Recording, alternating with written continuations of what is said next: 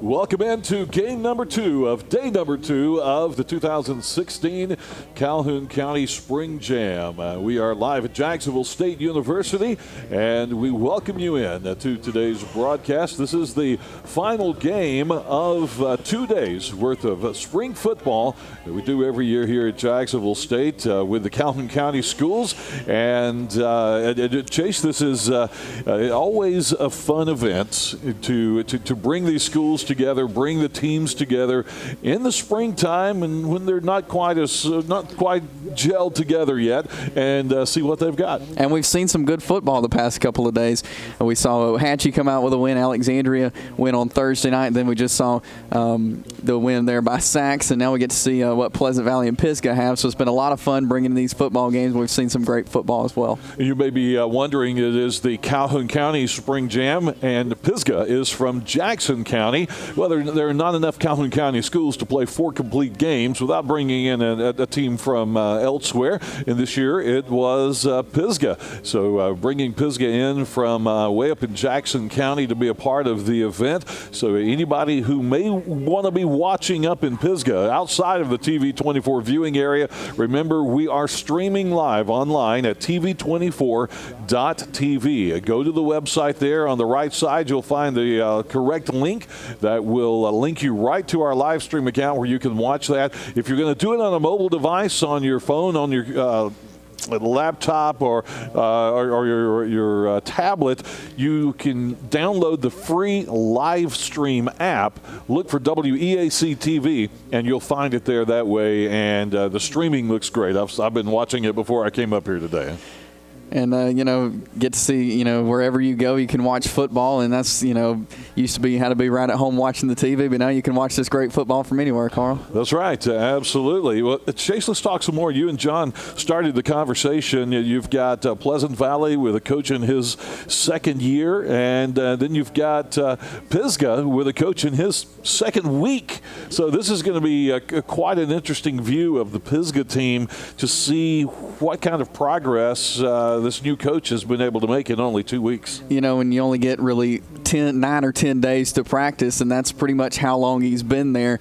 So he's got to go through most of spring training with them, but still knowing a group, of 40-plus guys, it's hard to learn everybody in just 2 weeks. And like I was talking on the phone with him this week, he was having trouble putting together the roster because he don't know the numbers to match the names. So it's going to be really interesting to see how they respond to that, to see, how they gel with just being together for 2 weeks. It's going to be an interesting adjustment. That's a hard adjustment, for the players and for the coach as well.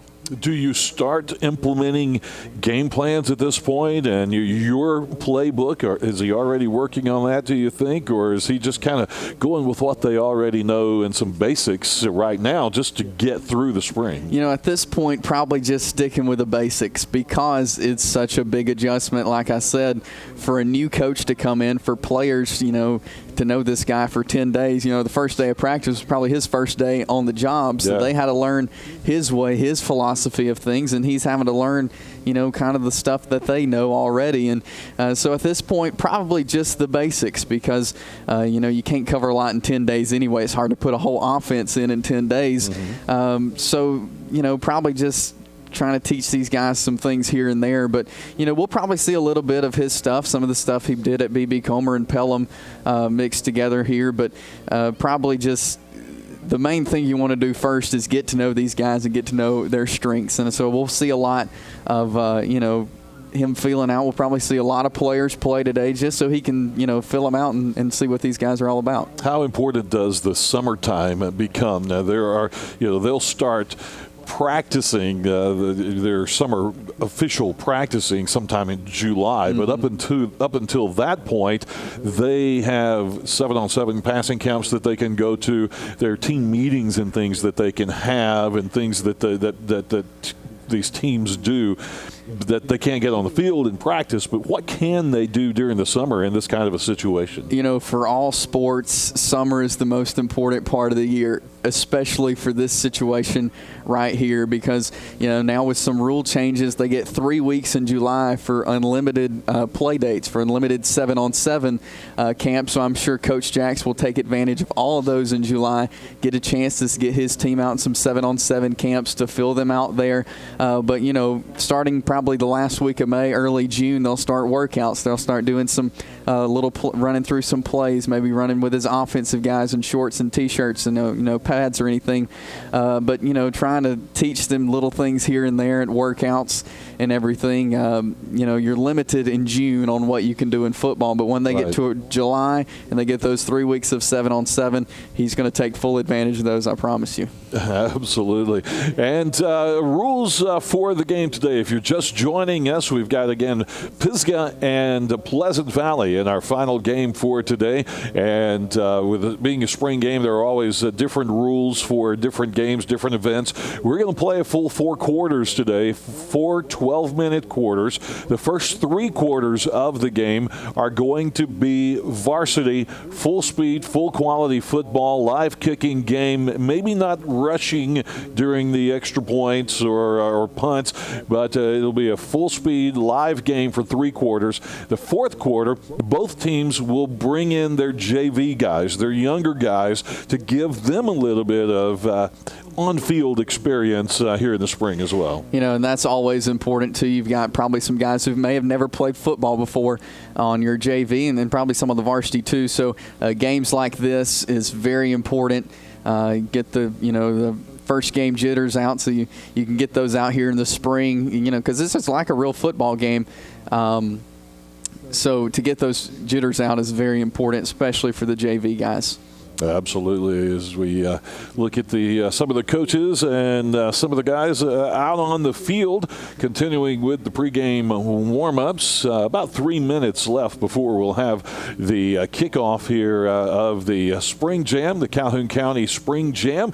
Day number 2, the final day of what has been, over the course of a couple of weeks, 5 days worth of live spring football here at JSU and live on TV24. We're going to take a quick break. We'll come back with the kickoff in just a few more minutes, live from Jacksonville State University. Stay with us.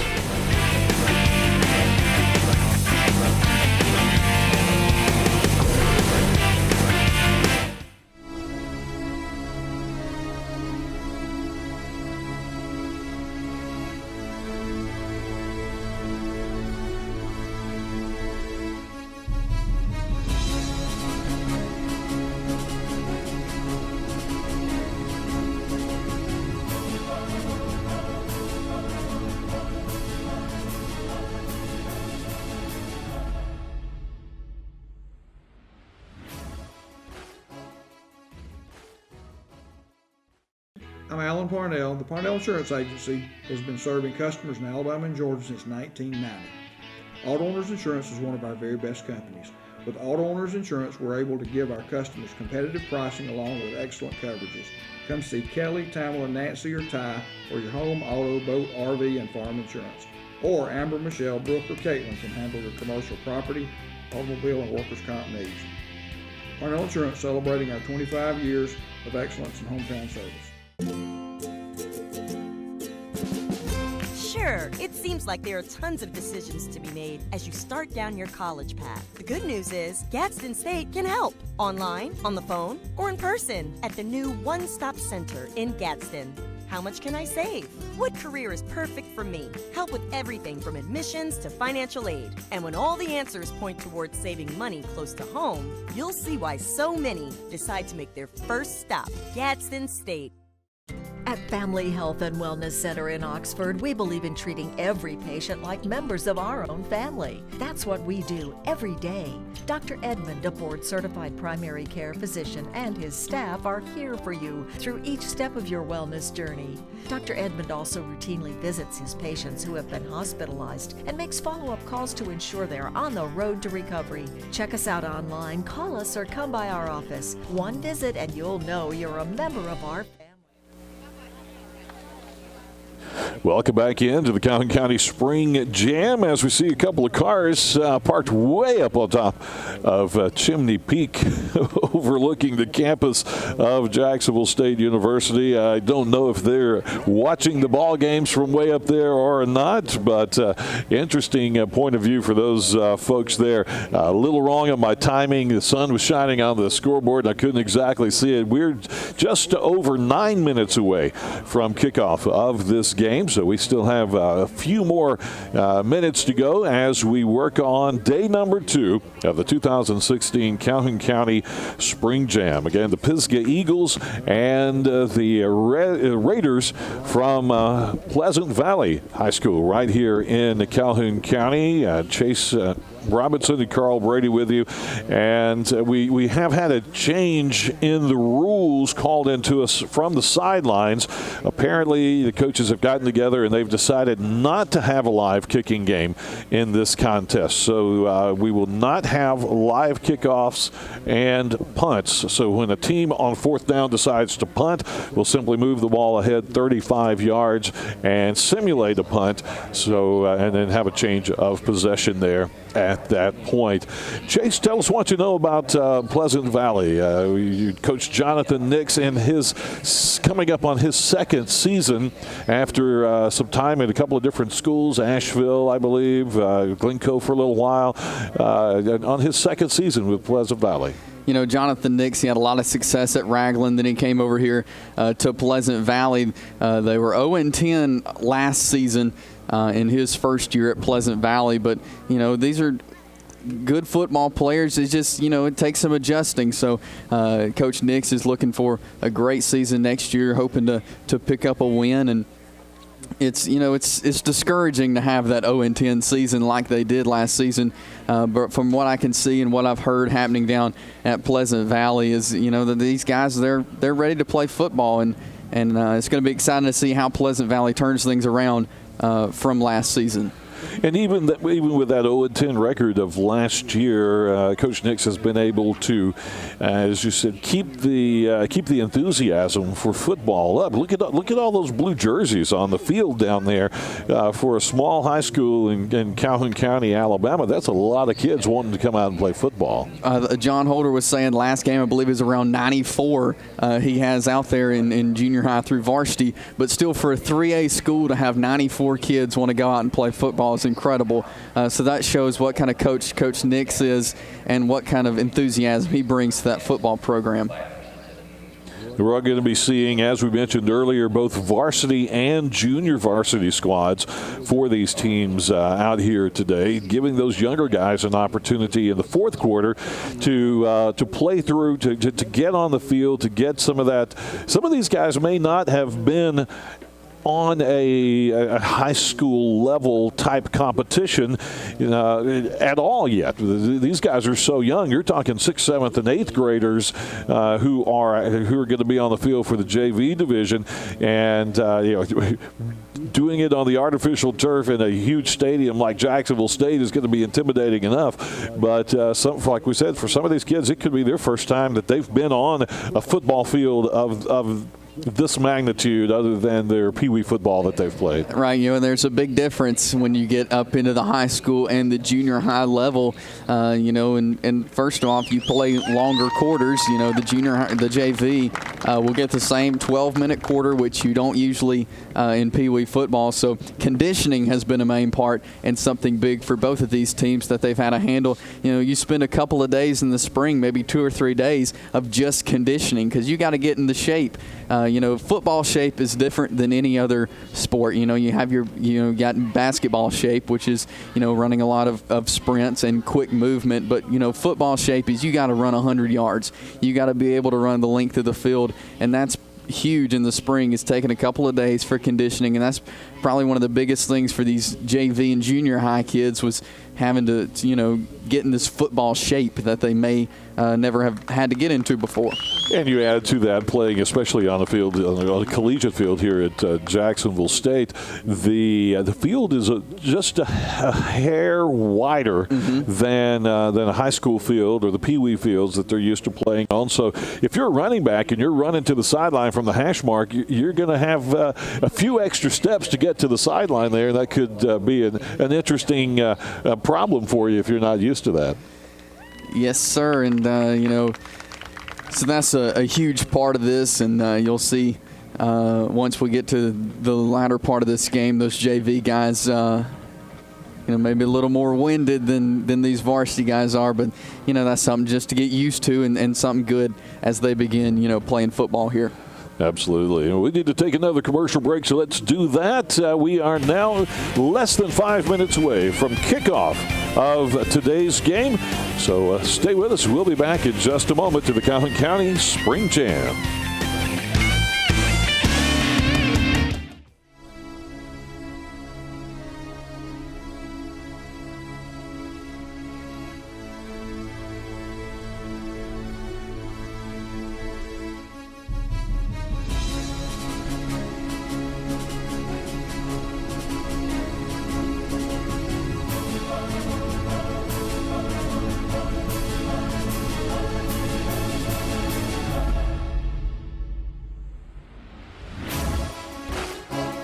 Oxford Secure Storage has now expanded with over 140 units. Oxford Secure Storage now has the largest selection of climate-controlled units in the area. All sizes, both climate and non-climate controlled units, are available with state-of-the-art amenities. All access ways are paved and under 24-hour high-tech surveillance. Our friendly and knowledgeable staff will help you through the entire rental process.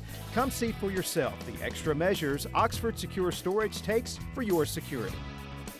Why do so many people choose Riverview Regional Medical Center? Reason number one, ER Extra. ER Extra is extra fast emergency room care. You'll be seen by a doctor or medical clinician in no time flat. ER Extra. Extra fast, extra easy, extra great emergency care. ER Extra. One of the many reasons you choose Riverview Regional Medical Center. Close by, far better.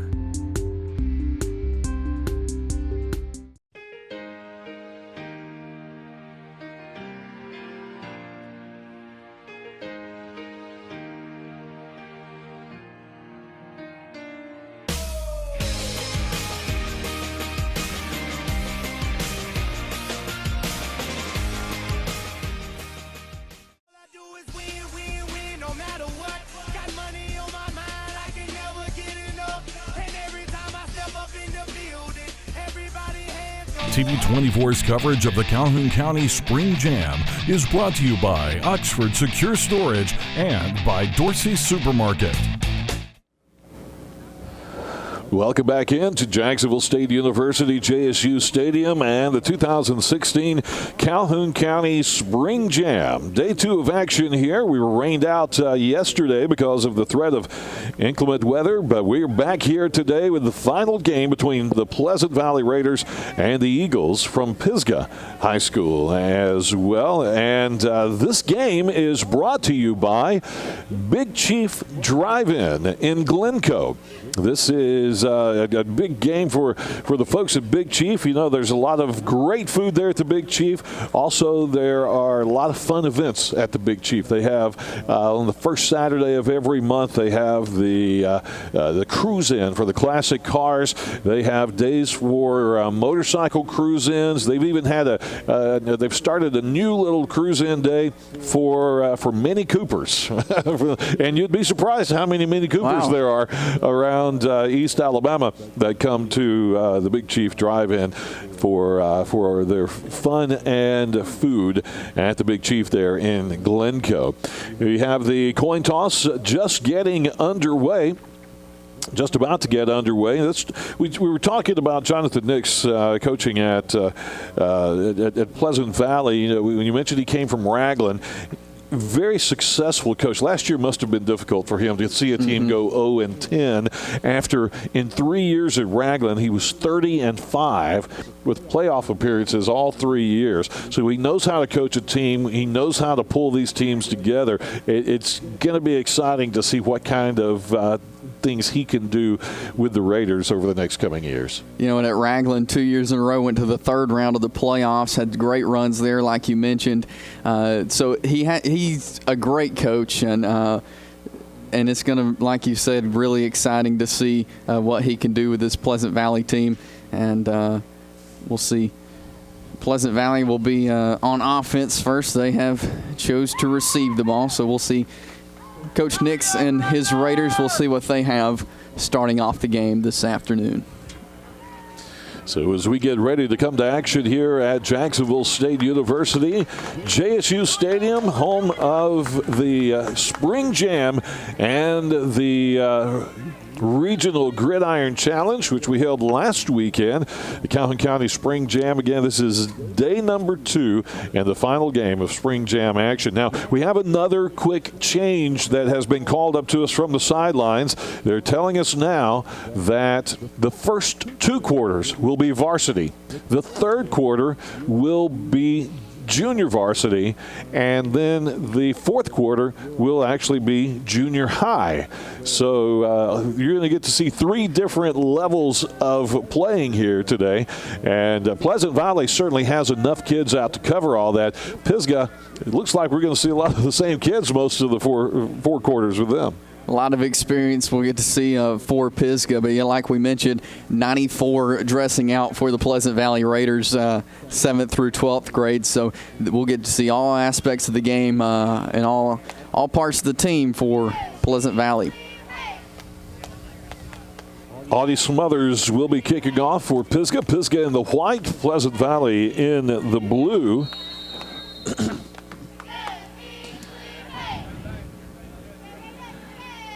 Cage Roberts is back deep to receive, but there is the kickoff. So as we mentioned, the kickoff game is not going to be 100% live. They'll go through the kickoff, but they won't run back the kickoffs.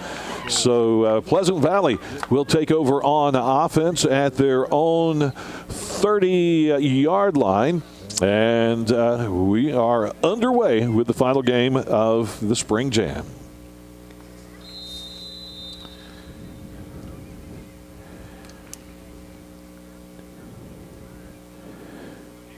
Again, it looks like Cage Roberts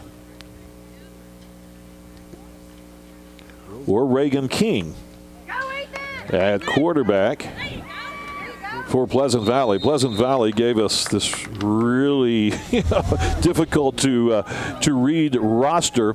Multiple numbers, multiple kids with the same numbers, and it's not in numerical order, so forgive us if it takes us a little time to get the numbers down for these guys. I'm thinking that the quarterback here is actually Reagan King. He is a sophomore. He'll be going into 11th grade after the summer. Ethan Borders is his running back that carried the ball on that last play.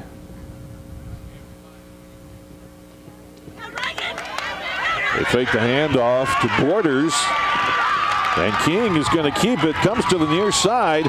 He'll get inside the 30-yard line. They'll mark him down at the 27. A long run for Reagan King. He found the holes right there. Great job by his offensive line providing those blocks. And as soon as he crossed the line, he saw open grass. He found it and knocked out of bounds, though, or brought down downfield by Pisgah. But again, great job finding those holes from Reagan King. First down at the Pisgah 27-yard line. King in the shotgun.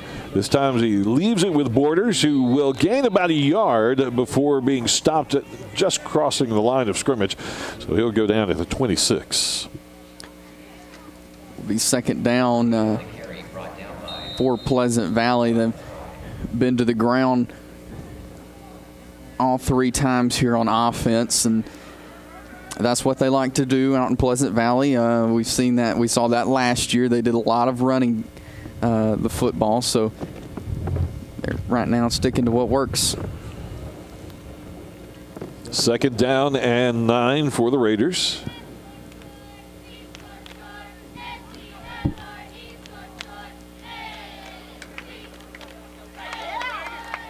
This time, switch things up a little bit, and Dakota Jones lined up at quarterback, and he handed off to Reagan King.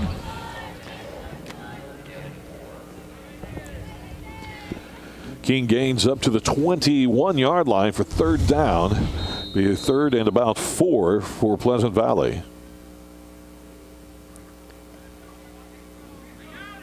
Good sweep play there by Pleasant Valley. I think it threw Pisgah off a little bit, seeing Reagan King not at quarterback, but great job there to Pleasant Valley. Again, it's Jones at quarterback. Coming around to the near side, he'll gain a couple into the 19-yard line. You see on the replay there, good stiff arm out there, and he gains a couple of yards in that play, moving him closer, but we'll have 4th down here.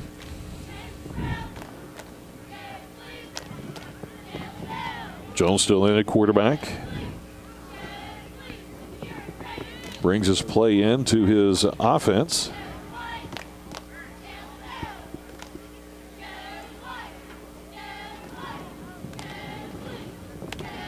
Wide out to either side.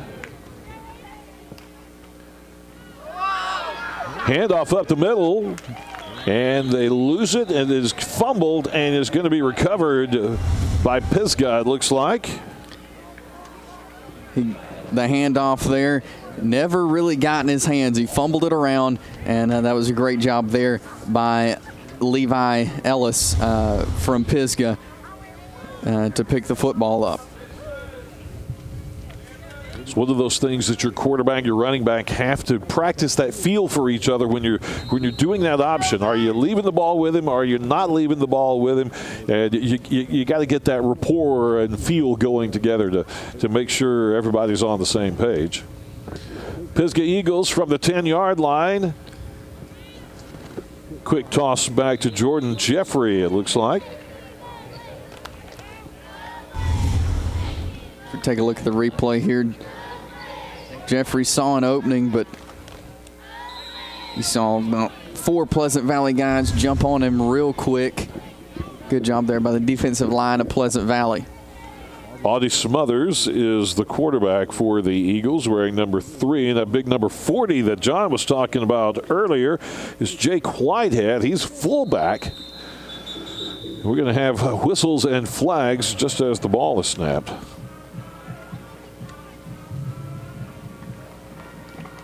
These spring games also practice for the referees. They call offsides against Pleasant Valley. That'll move the ball up to right at the 20-yard line. It'll be just shy. Oh, they're going to make it close enough. They're going to have to measure to see if it's a first down or not. I think it probably is going to be. It'll be real close. Whether or not it'll be a first down or not. Again, the offsides call move the ball up 5 yards, but it's gonna be real close.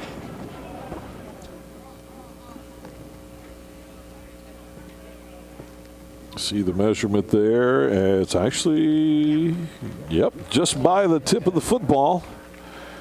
It is going to be a first down for Pisgah. That's what Pisgah wanted right there. They had some help from Pleasant Valley to get that first down, but putting together a solid drive and starting things off solid. It hasn't been the most solid offseason and the most solid spring for them, so they're looking to start off really quick, really good here in their first drive. Jake Whitehead, number 40 there, the fullback. He's a senior. This time a toss to Jordan Jeffrey, and he's going to be taken down in the backfield before he can go anywhere. That'll be a loss of about 5 yards. Great job there by Jordan Lambert, number 52 there you see on your screen from Pleasant Valley. he busted right through the line and was able to bring him down very quickly.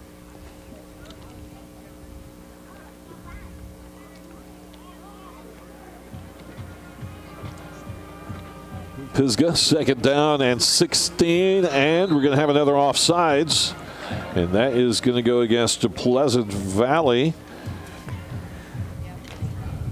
Or was he drawn off? Nope, they're going to mark that against Pleasant Valley, and that is number 70, Ethan Wood.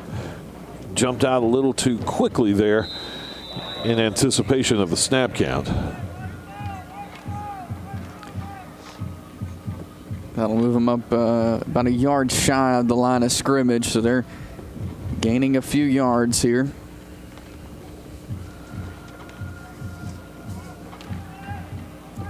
Handoff goes to the fullback, and he'll just blast his way right up the middle. Jake Whitehead there again, number 40 we mentioned. It's hard to bring him down, and you can tell that's his first drive of the game, but he just kept plowing through. It's going to be hard for this Pleasant Valley defense to bring down big number 40, Jake Whitehead. 3rd down and about 3 to go for the Eagles. Halfway through the first quarter of action here in tonight's, or this afternoon's nightcap game.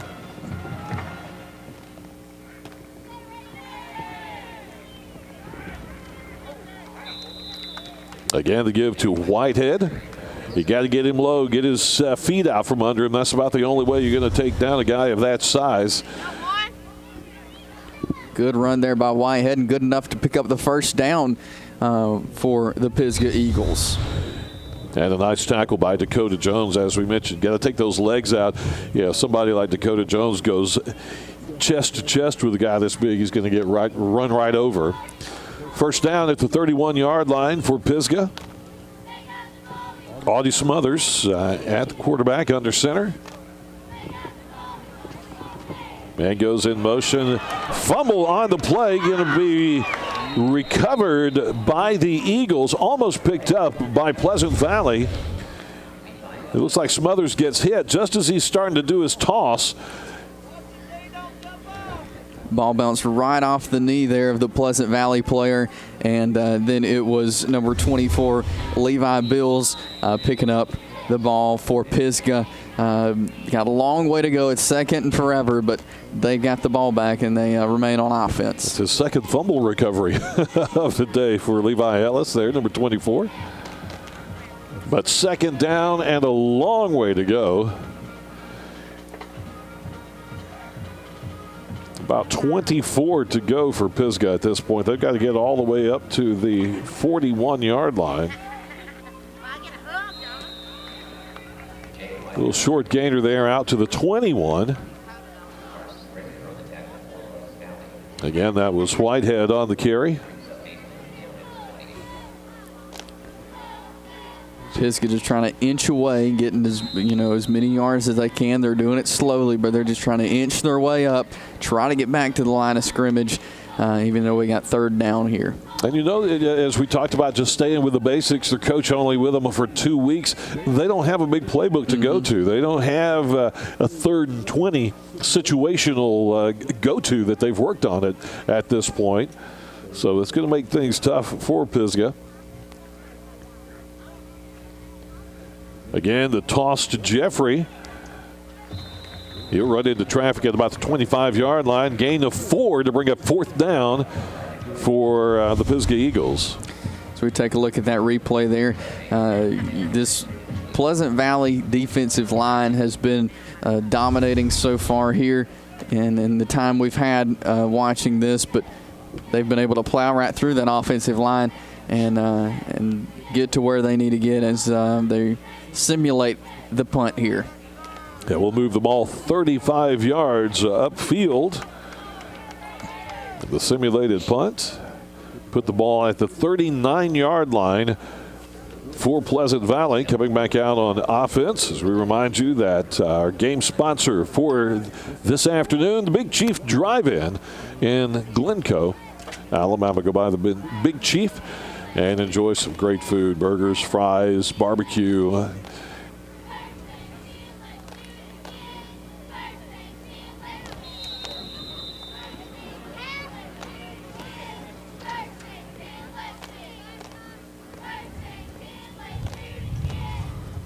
Reagan King lining up at quarterback in the first down situation for Pleasant Valley. Man goes in motion, quick toss.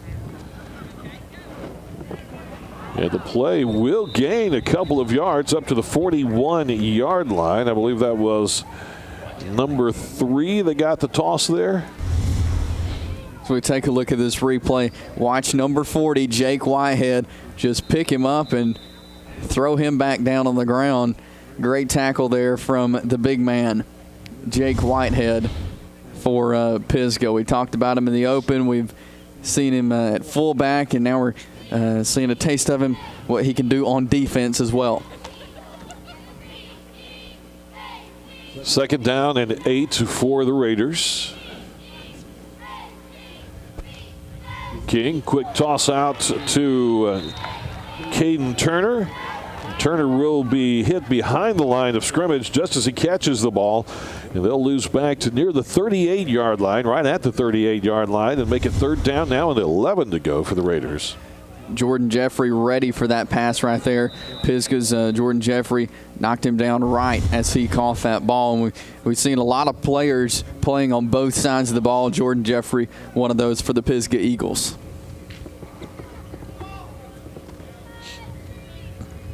Third down for the Raiders. King, shotgun formation, twins to the far side. Single wide out to the near side. Rolling out to the far side, almost intercepted by Pisgah. Number 20, Kyle Young, gets in between the quarterback and the receiver, but he can't get a grip on it. So we take a look at the replay here. Both people were in great position. Again, Kyle Young in position to catch that ball off his hands, though. But good job to him for getting there in position and for the Pisgah Eagles. And we'll simulate the punt once again on fourth down. Move the ball 35 yards back down the field the other direction. Been a relatively fast first quarter as we only got a minute 42 remaining. A lot of running the ball. We saw a couple passes there from Pleasant Valley, but mainly running the ball for both teams here this afternoon. The simulated punt will put the ball at the 27-yard line. Pisgah will take over on offense.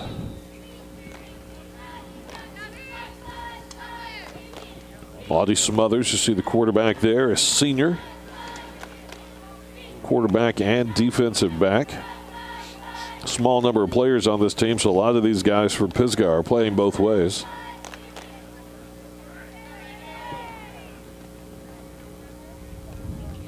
They give to the fullback up the middle, to Whitehead. And he will gain 3 yards to the 30-yard line. You'll see a lot of basic plays like we talked about in the open, Carl. A lot of basic run plays, some basic screen passes from Pisgah because they haven't had a lot of time with Coach Jacks to work on these plays. So probably not, long passes or anything. We'll see your basic run plays and your basic screen passes probably from this Pisgah Eagles team. Smothers under center. Toss this time to Levi Ellis. Ellis will gain out to the 34-yard line. And if they can not make mistakes, they're moving the ball well. They're like you said, dominating the offensive line enough. They're pushing Pleasant Valley back, and they're getting 3 or 4 yards a play every time if they can keep that moving and keep that going. And that's all you got to do, gaining positive yardage every time. And that's, everybody's goal is to gain that positive yardage. You want to do that every single play, and that'll push you down the field. And, these little yards add up. Third down and 3 to go for Pisgah. Again, the toss to Ellis to the near side. Picks up a first down and a lot of open room between him and the end zone. And it's going to be a touchdown for Pisgah. Great job there by Levi Ellis, and great blocking there from his offensive line. He saw a hole, he took it. And a lot of speed there from the number 24 jersey for Pisgah as he puts the first points on the board. Long touchdown run for Levi Ellis. And again, the kicking game is not going to be totally live. It looks like they are going to kick the extra point, but probably with no rushing.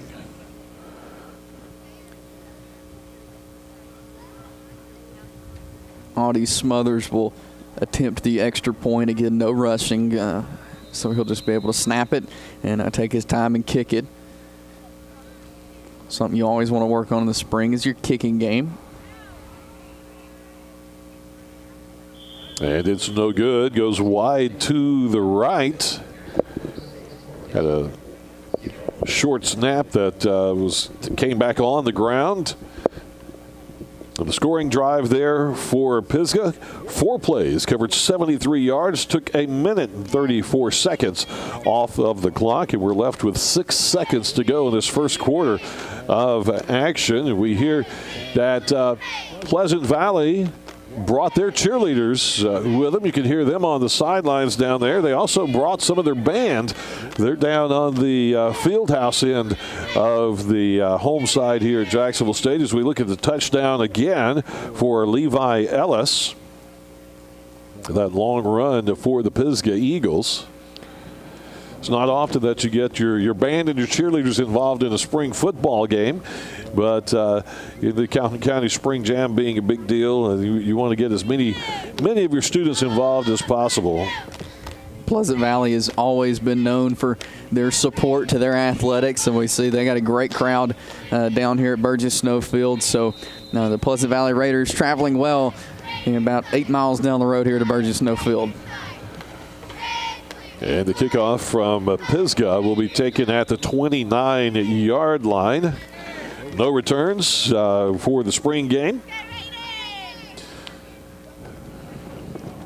They're going to start off at the 30 for Pleasant Valley. Remember, if you can't watch us on TV, you can always watch us online on your computer, your tablet, or your cell phone, or your mobile device, by going to TV24.tv, clicking on the live link there for Calhoun County Spring Jam Day 2. You can see that on the right side of the webpage there.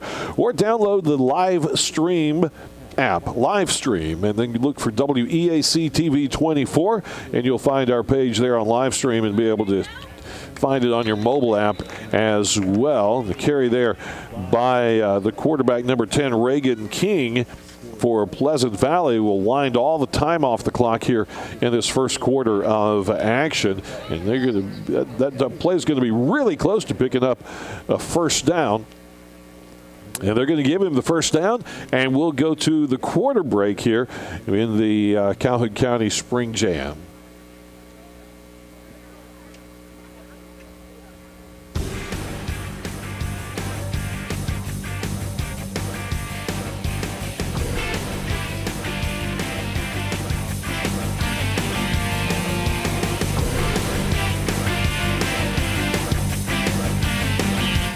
Water is in a bit of trouble.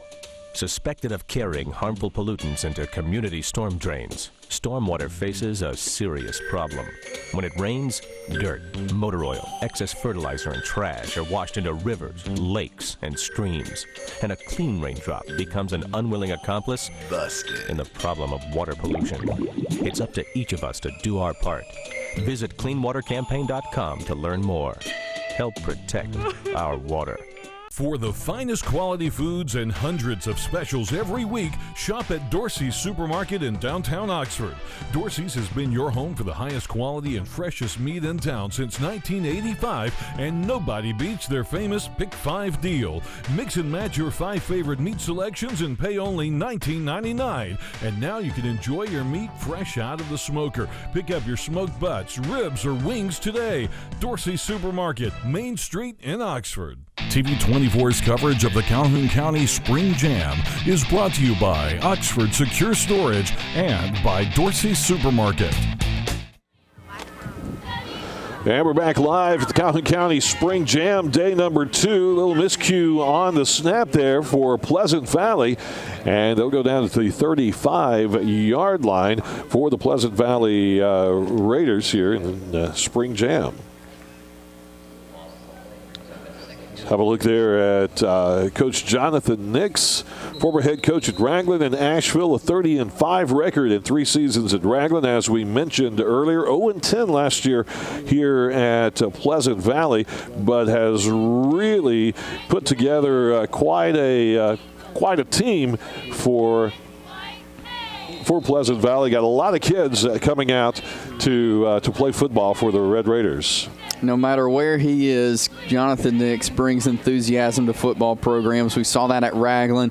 They were, at a low point when he arrived at Raglan, took them to the playoffs 3 straight years, the 3rd round 2 straight years. So Jonathan Nix, an incredible coach, and excited to see what he's bringing to Pleasant Valley. You can already tell by the 94 players down on their sidelines. Right. They're big fans of Coach Nix as well. 3rd down and about 16 to go for the Raiders. Shotgun formation. Long pass. It is caught at the 35-yard line. And the receiver, number 3, Caden Turner. Dakota Jones to Caden Turner. 1st down at the 22-yard line for Pleasant Valley. And we've been seeing a lot of running from both teams. Towards the end of the 1st quarter, we saw a lot of passing from Pleasant Valley, some short passes. They decided to go with a long pass, and it worked. We'll see if they stick with that or go back to the run. But we've seen positives from both sides of the ball, running and passing for Pleasant Valley so far. Pleasant Valley brings Reagan King back in as the quarterback. Shotgun formation, handoff to the running back. He's got room to run, bounces off a tackle. The flag comes in. He'll step out of bounds at about the 3-yard line. They'll mark him out at the 2-yard line, but we're going to see what the flag is on the field for this play. We take a look at the replay there. Great job getting out to the side and finding a hole and taking it all the way down there to the 2-yard line, but we'll see where they bring this back to. Yeah, that was Ethan Borders on the carry there for the Raiders. Let's see what the officials have to say.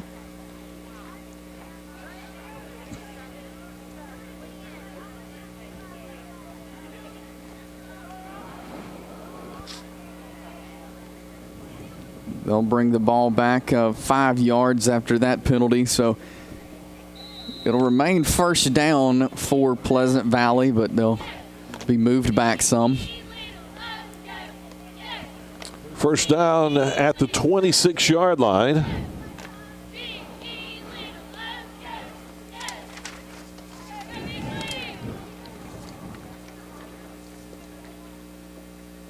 It's like Jones back at quarterback looking to throw, having to scramble around to the right side. Nobody to throw to. He's going to keep it himself, and he'll step out of bounds at the 20-yard line.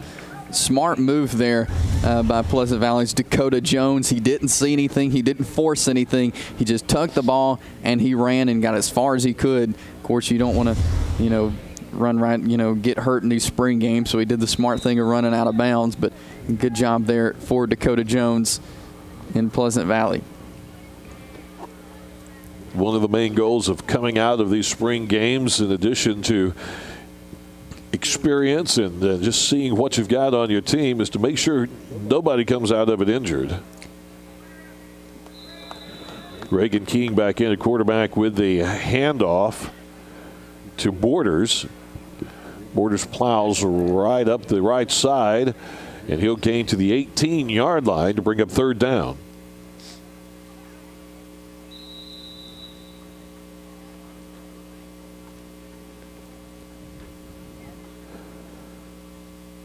Pleasant Valley swapping Reagan King and Dakota Jones at quarterback every other play or so. Getting both of these guys plenty of reps.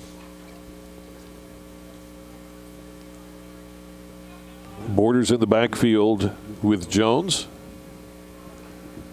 Jones rolling to the near side, looking for someone to throw to. Pulls up, nobody on that side, so he tries the other side. He's going to have to keep it himself. He's going for the first down. He picks up the first down, gets hit inside the 10-yard line, but spins out of it, and that's going to be a touchdown for the Raiders.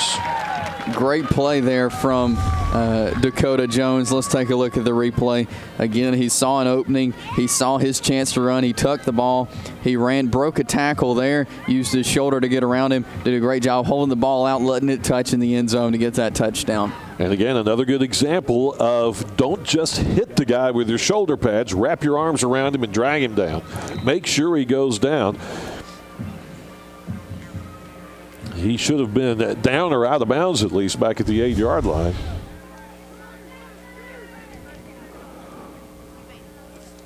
So again,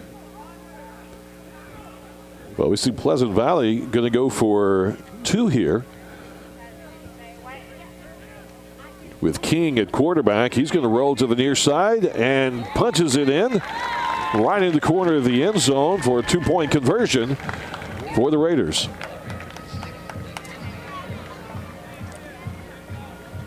Just like that, Pleasant Valley takes the lead back 8-6. As we look at the scoring drive there. 7 plays, covered 70 yards. It took 3:35 off of the clock for Pleasant Valley for the Raiders.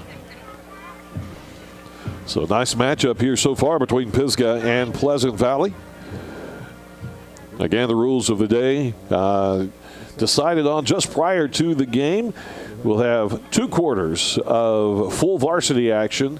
3rd quarter will be junior varsity action. 4th quarter will be junior high. As we take a look at some of the highlights from this drive. Nice long pass there for Pleasant Valley to Caden Turner. And then the touchdown run for Ethan Borders. Great series for Pleasant Valley. That's what they're really looking for right there. And this is going to carry over. You know, this is what they want to carry over into next season, this series right here. They had 4 great plays that ended at a touchdown. If they can do that next season, you're going to see Pleasant Valley win some ball games there in Class 3A.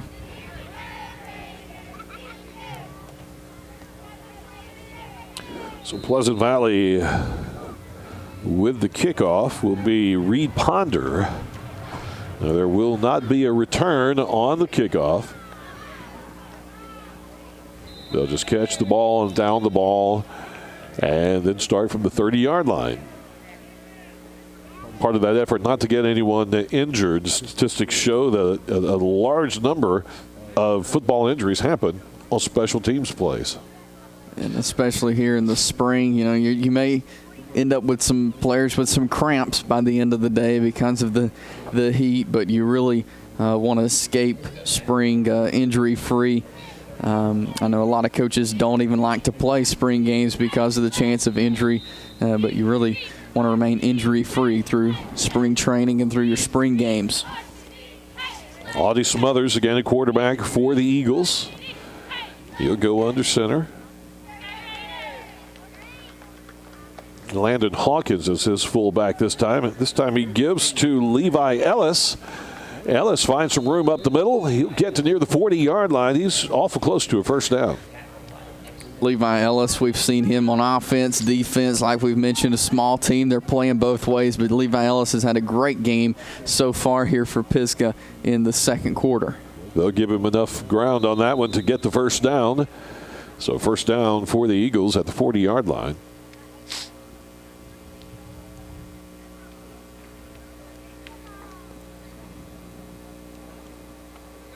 Smothers coming into his senior season as an Eagle.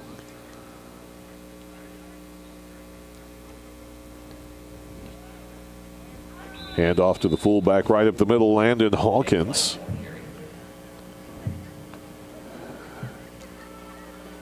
And here's Coach Anthony Jacks for the Pisgah Eagles. He was the former head coach at B.B. Comer, and he was just hired for this job back on May 4th, so he's actually only been on campus with his team about 2 weeks after the head coach Doug Haynes resigned to take another job in late April. kind of a different time of the year for coaching changes, and a difficult time of the year to be trying to hire a head coach right in the middle of spring practice. Doug Haynes left April 24th and went over to Plainview as an assistant, so that left Pisgah with the coaching vacancy, and they had to quickly search for a head coach in time for these guys to get out and work in the spring. And Coach Jacks came in and has been with them the last couple of weeks. Landon Hawkins again on the carry for the Eagles. He'll gain just a little bit up to the 45-yard line. So 3rd and 5 now for Pisgah.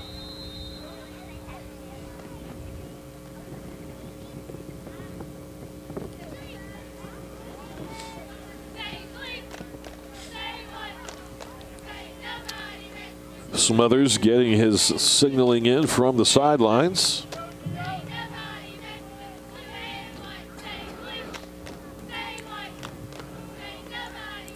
Whitehead back in the fullback position. There'll be a penalty flag. Delay a game there on Pisgah. Took a little bit too much time getting their play together. Interesting that after only 2 weeks of working with each other, they are still using hand signals to get their plays in instead of running a quarterback in and out each time or running a player from the sidelines each time. So they've had an opportunity to work on some of those hand signals a little bit over the last couple of weeks. 3rd down now and 10 for Pisgah from their own 40-yard line. Fake the toss to Jeffries. Give it to Ellis. Ellis has room to run. He picks up the 1st down, and he'll get all the way to the Pleasant Valley 44-yard line. So we take a look at the replay here. Ellis, huge hole for him to run straight through. Pleasant Valley eventually bringing him down, but a great blocking there from the offensive line of Pisgah.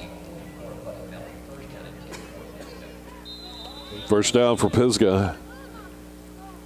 The Raider 44-yard line. Halfway point of the 2nd quarter of action here this afternoon.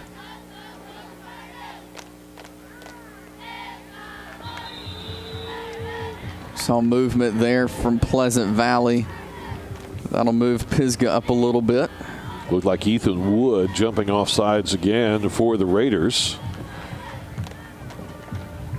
Smothers employing a little bit of jerk to his body in the middle of the snap count there, and kind of throwing that defensive line off a little bit. Puts them about 4 or 5 yards away from that 1st down for Pisgah now.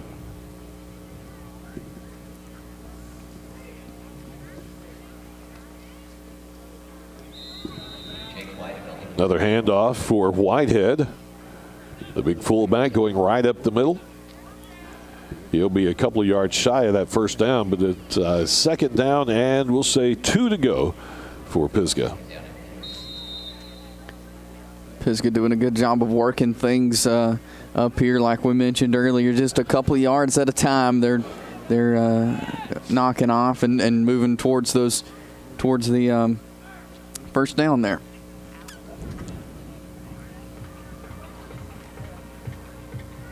Smothers with the toss to Ellis. Ellis breaks a tackle at the line of scrimmage, picks up the 1st down, and will go all the way into the 29-yard line. Good pitch there to Ellis, and he did everything he could with the defender right on him to pick up those extra yards and to pick up the 1st down. If you look at the Pleasant Valley band, over here in the corner of the home side of JSU Stadium.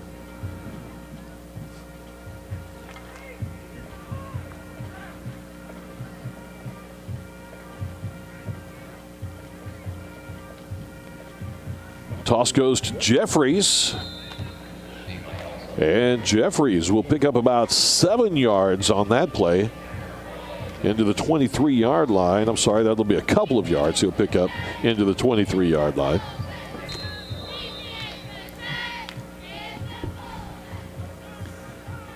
Another quarter moving fast is for a little under 4:30 remaining in the half. of a predominantly run game here we've had so far. Yeah, not a lot of passing to slow the clock down for either of these teams today. Second down for the Eagles. Another toss to Jeffries. And he'll just dive across the line and gain a yard or two, maybe a yard up to about the 22-yard line.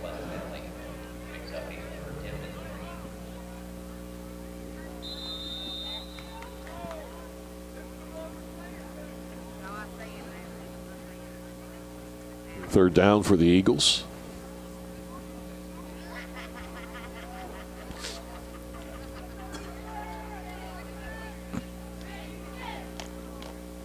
Calhoun County Spring Jam Day 2, the final game of the Spring Jamboree here at Jacksonville State. Ellis in motion, handoff to Whitehead. And I do believe he's going to have the first down as he pushes his way through, fall right across the first down line. He'll be marked at the 19, so that's going to be really close. And they'll give him the first down there. Again, good job by Whitehead pushing through. He knew he had to get that first down, and so they handed big number 40 the ball, and he pushed right through that line. First down for Pisgah at the 19-yard line.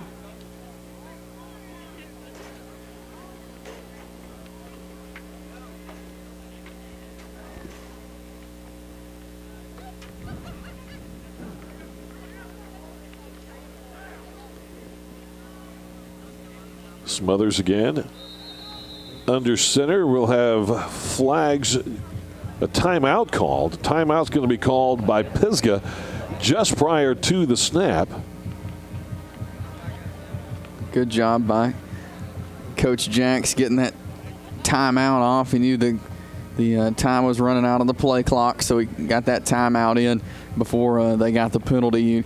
And when you're in a position like this, moving towards, the end zone, you don't want to have that 5-yard penalty and lose 5 yards there. So good job by Coach Anthony Jacks of calling that timeout. Again, the Calhoun County Spring Jam for 2016, and we're coming to a close. This is our final game of this year's Spring Jam. One more half of action coming up for you today. That will be junior varsity and then junior high action. We'll get some of those kids in here that don't get an opportunity to play on this scale of a game on occasion. We've saw a very good first half, a very good varsity half of two evenly matched teams. They're going to be fun to watch coming up this fall. Smothers under center, rolling, looks down to the end zone, pass is complete, and that is not going to be a touchdown, though. Flag comes in, and I believe that's going to be an offensive pass interference. The receiver and the defender doing some pushing and shoving there prior to the ball arriving, and it looked like the receiver did the last push. Yeah, a lot of... Oh, he dropped the ball as well. We didn't see that from our angle up here at the press box. It was number 34, John Barrett. Let's see what the official calls here. It's going to be pass interference against the defense.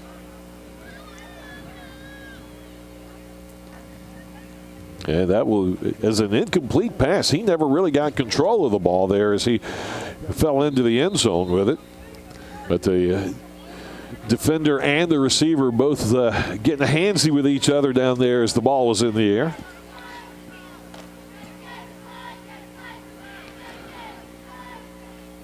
First down for Pisgah, just outside the 10-yard line, toss to Ellis. He'll get across the line of scrimmage. They'll push the pile around a little bit, and I think he's going to get enough for the first down to make it first and goal at about the 8-yard line. Another close one here, but good job by Ellis pushing through, and let's see where they spot the ball, and we'll see if it could be first down here. It is going to be first and goal at the 8-yard line for Pisgah. 2.5 minutes remaining in the half.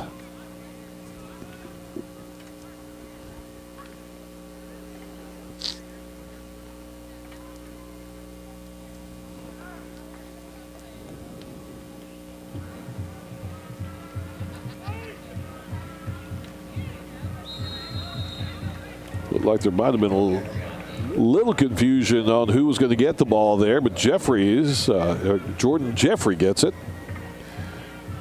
And he'll gain to the 6-yard line for a couple of yards gain. Be second down and about 1:50, so they got plenty of time to push the ball and see if they can get a touchdown out of this series. Good opportunity to practice end of game situations, end of half situations. Whitehead still on his feet. Hard to bring that guy down, and it's a touchdown for Pisgah. And when he wants to stand up and go straight ahead instead of just taking a few steps and a dive, he is almost impossible to bring down. And that's exactly the type of player you want as your fullback right there. Number 40, Jake Whitehead for Pisgah. He's a big boy, and he can push through the line, and he's hard to bring down. And so that's exactly what you want in a fullback, and Pisgah has that there on their offense. Pisgah needing to go for 2 here, and that is what they'll choose to do. Whitehead still in at fullback. Jeffrey and Ellis in the backfield as well. Ellis on the move. Toss goes to Ellis. Corner of the end zone, and the 2-point conversion is good for the Pisgah Eagles. Great job there by Ellis. As we first take a look at that, another impressive touchdown from Jake Whitehead. As he pushed his way, could not bring him down until he was already in the end zone. So great job there by Whitehead. And then the 2-point conversion from Ellis. Ellis has had a great first half as well, as we take a look at the scoring drive. Quite a long scoring drive there. A lot of time taken off the clock. 14 plays, covered 70 yards, and 7 minutes off of the clock. Very good time control there and game control for the Pisgah Eagles offense. So we look at some of the highlights from that series. 24 there is Levi Ellis. And then ending with the touchdown play there by Whitehead. Jacksonville State University hosting the Calhoun County Spring Jam once again. Several years we've been doing the Spring Jam and the regional Gridiron Challenge here. We appreciate Jacksonville State being our host for such big events that brings out a lot of people and gives these kids a lot of great opportunity to be a part of something special for a spring game. And Pleasant Valley is the host school. They are hosting this spring jam. They've had people taking up money at the gates. They've had the chain gang down there on the field. They got people working the parking lots, and they've their whole faculty and staff out here, and some parents helping as well. But they've done a great job as the host school, as it changes every year between the county schools. It was Pleasant Valley's turn this year, and the Raiders have done a great job as the host school of the Spring Jam this year. Yeah, just like with the county basketball tournaments, baseball tournaments, softball tournaments, the hosting of the events is spread around to the different schools and rotated to the different schools. So Pleasant Valley being the host this year for the Spring Jam. First down for the Raiders, their own 30-yard line.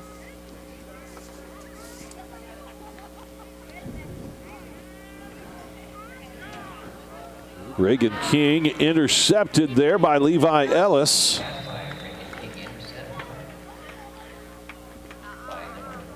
King was in at quarterback. Tries to go down the field with it. Misses his intended receiver, who I believe was Dakota Jones. and right into the hands of Levi Ellis. We've called his name all over the place, offense, defense, everywhere. Levi Ellis has been on it today. We just saw him a few minutes ago run the 2-point conversion in, and now he has a pick on the day. So and Levi 2 Ellis, fumble recoveries earlier. Levi Ellis on point today for the Pisgah Eagles. First down for Pisgah at the 41-yard line. They have a 14-8 lead as we work our way into halftime here. Smothers with a handoff to Jeffrey. Jeffrey will get to the 39-yard line, 2-yard gain on the play.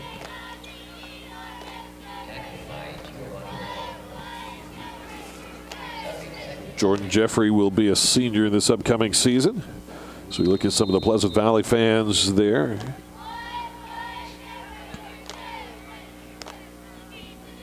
Some Piedmont fans as well. I see a Piedmont Bulldogs baseball cap there.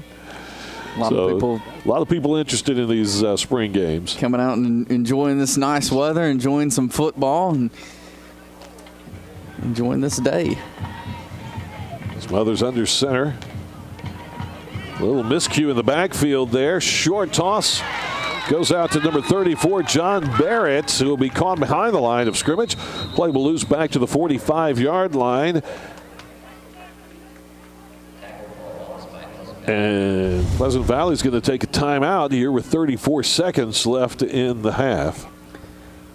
Some miscues for Pleasant Valley on offense, and they're doing a good job of coming up on defense, especially on that play right there. They came up, they read the offense very well and was able to come make the tackle and bring them back behind the line of scrimmage. But, for Coach Nix and Pleasant Valley, they've got to, start playing together. There's a lot of miscues so far for the Raiders. So we'll see what the JV and junior high bring the second half. We just got about 27 seconds of seeing these guys left here in this game. Third quarter will be junior varsity action. Fourth quarter will be junior high action, at least for Pleasant Valley, because they've brought every kid they've got out here all the way down. Our roster shows all the way down to kids that are in the 6th grade with no jersey numbers. So if they get out there, we don't know exactly. When we get to this third and fourth quarter, it'll be interesting to see if we get the names absolutely correct or not. But we'll do our best to do that and decipher the roster we have.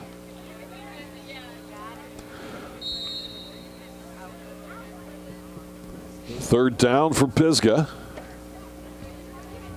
at the 45-yard line. 3rd and 14.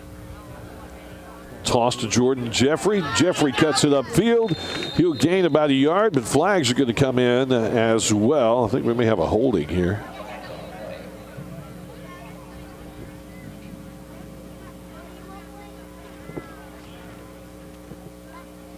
That will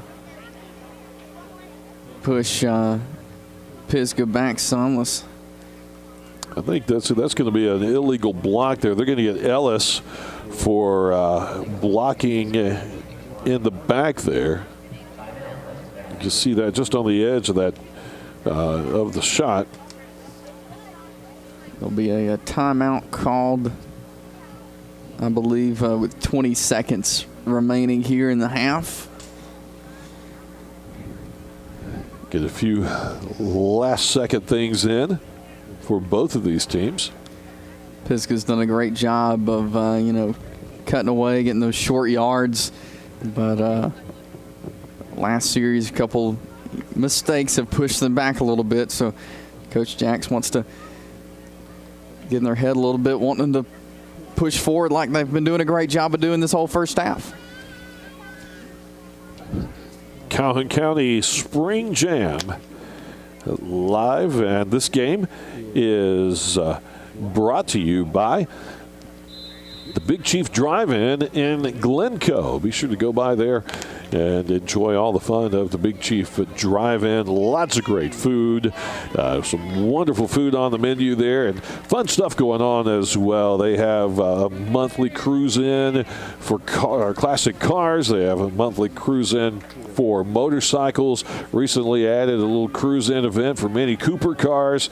They always have cornhole boards out, cornhole tournaments going on the weekend, and games happening. It's become quite the hangout there in Glencoe, and people come from all over East Alabama to enjoy the Big Chief Drive-In there in Glencoe. I try to stop up there whenever I'm up that way. I love that good food, good burgers over at Big Chief.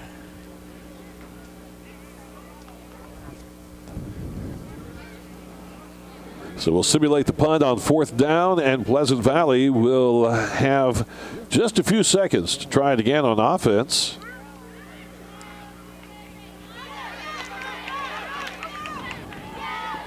Good blocking there from the offensive line of Pleasant Valley. He had several open holes to choose from. Jones getting some trouble in the backfield there, but finding his way to gain about 4 yards up to the 24-yard line.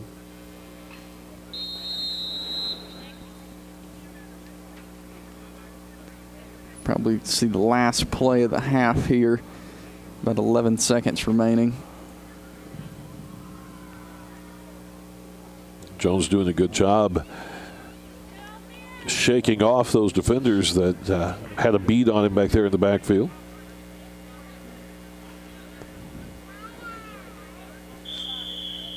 And we're going to have a flag thrown here. Another delay of game.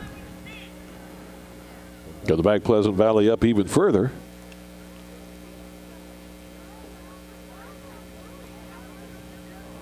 That'll put the ball back at the 19-yard line for the Raiders and make it 2nd down and 11.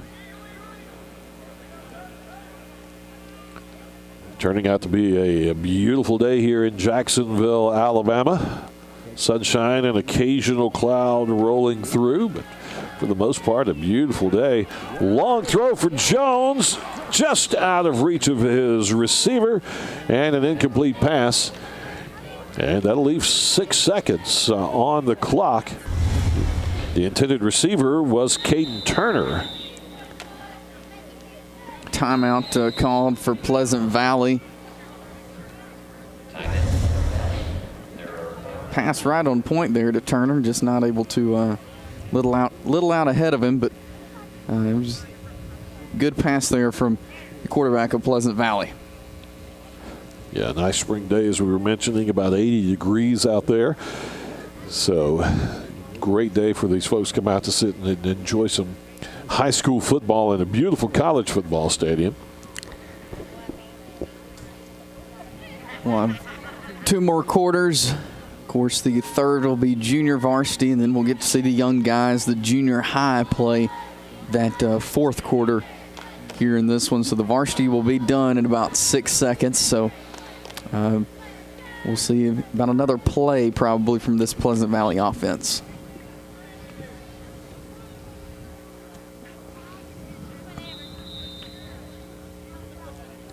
It's been a big couple of weekends here in East Alabama for high school football, with last weekend on Friday, Saturday, and Monday with the Regional Gridiron Challenge.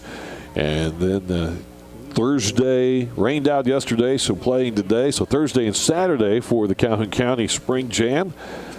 Always a fun time. And of course, all these schools in their last week or two of school as well, getting ready for graduation and getting ready for summer break. Some schools already graduate. I know Calhoun County schools will graduate this Thursday, the 26th. Almost another interception by Ellis. That was thrown right into his arms. And they're going to leave 3 seconds on the clock with that play. That was Reagan King back in at quarterback. Missed his intended receiver, and Ellis was right there waiting on it. And one more opportunity. You know what they're going to do here. They're going to go for another long pass. So we'll see what the Raiders have here. Ellis got a little bit anxious there, seeing that second pick coming to him. Wasn't able to hold on to that pass. Got Dakota Jones back in the quarterback spot for this final play.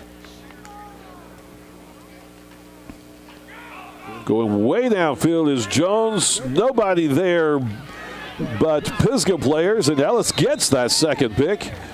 And he'll run the ball out of bounds at the 44-yard line to wrap up this first half of action here between Pisgah and Pleasant Valley in the Calhoun County Spring Jam. Couple picks, couple fumble recoveries. He's been running the ball. Ellis has been all over the field for the Pisgah Eagles.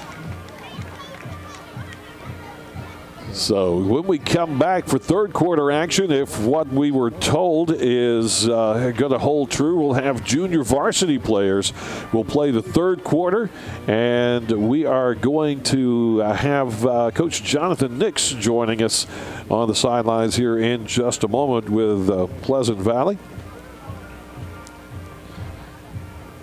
So we see Pisgah heading to the locker room, or they're actually just heading to the end zone down there.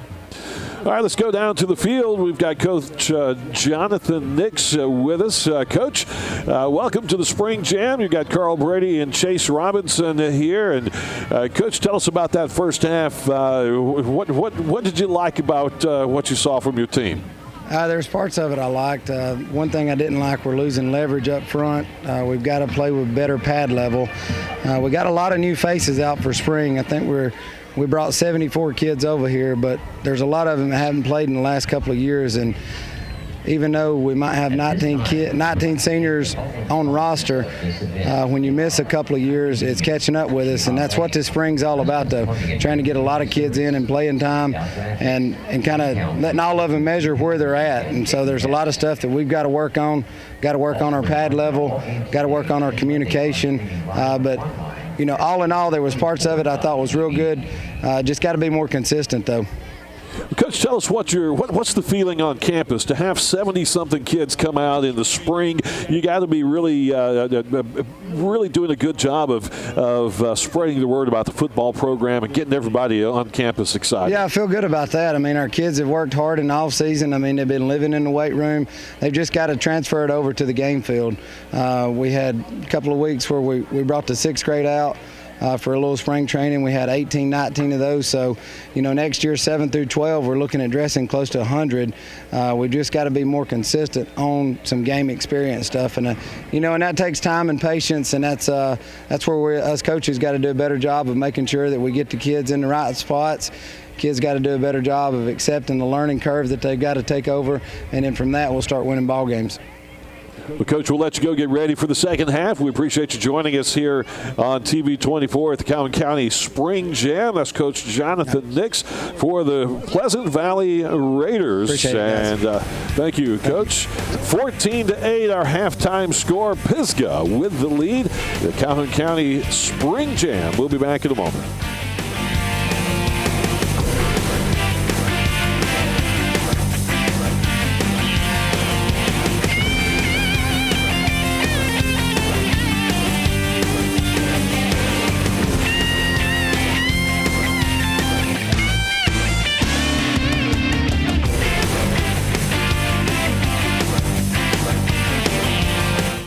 As a social worker, my cousin devotes her career to helping others. But when she was diagnosed with cancer, she was the one who needed help. She needed a hospital with an accredited cancer program and the latest in technology and care options. Plus, a compassionate team of doctors, nurses, and counselors with treatments that fit her schedule. So where did she find all that? Right here at RMC. For the finest quality foods and hundreds of specials every week, shop at Dorsey's Supermarket in downtown Oxford. Dorsey's has been your home for the highest quality and freshest meat in town since 1985, and nobody beats their famous Pick 5 deal. Mix and match your 5 favorite meat selections and pay only $19.99. And now you can enjoy your meat fresh out of the smoker. Pick up your smoked butts, ribs, or wings today. Dorsey's Supermarket, Main Street in Oxford. Last year, I challenged our relocation team to be even better. Their response was, "It will cost you your 42-year-old mustache." Today, we're the only platinum recognized Cardis USA broker in the state of Alabama. I sure miss that mustache. Family Savings is proud to bring you Kasasa. What's Kasasa? It's like never getting surprised by an ATM fee.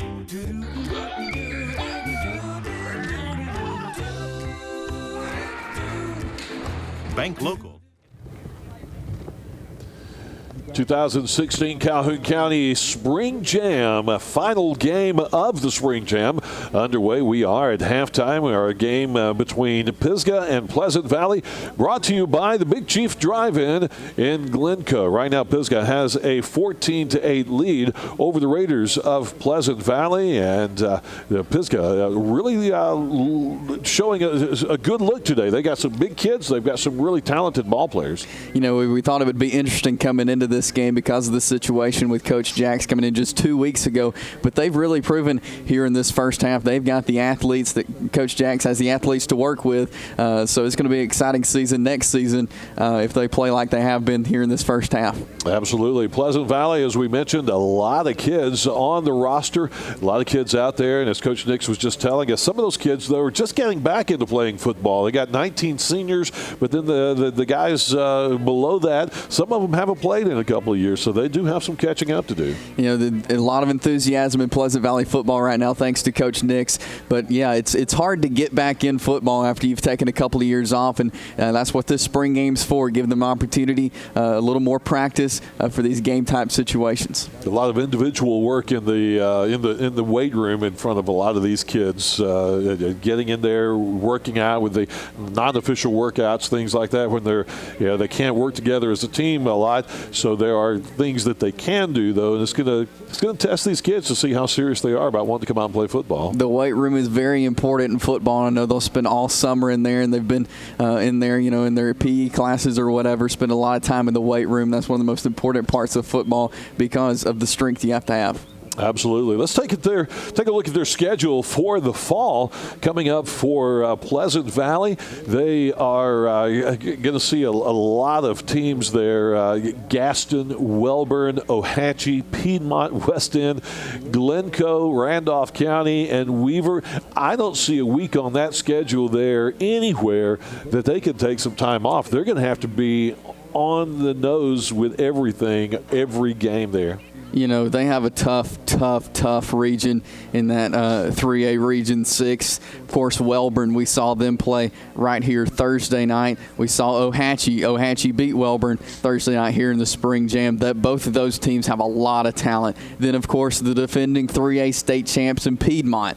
That's going to be a tough game. Piedmont, they reload every year. They're going to have some new kids coming in playing football that are going to be outstanding. And then Glencoe, another tough team. They have a new coach in Rusty Davis up in Glencoe. Then Randolph County made it to the semifinals of 2A last year. They're moving up to 3A. They moved into the region, and that's going to be a tough game. Randolph County is always a tough physical football team. Then Weaver, who we saw Thursday night here as well. Alexandria defeated Weaver, but Weaver is always a tough team to play. Coach Darrell Hamby and the Weaver Bearcats. And then October 28th against Spring Garden. Spring Garden, always a good 1A football team. We saw them last Saturday here in the Gridiron Challenge, so Spring Garden is going to be a tough test for Pleasant Valley as well. And look at that region, those region games. You're talking Welborn, Ohatchee, Piedmont, Glencoe, Randolph County, and Weaver, all in the same region. You could not have put together a more tough region.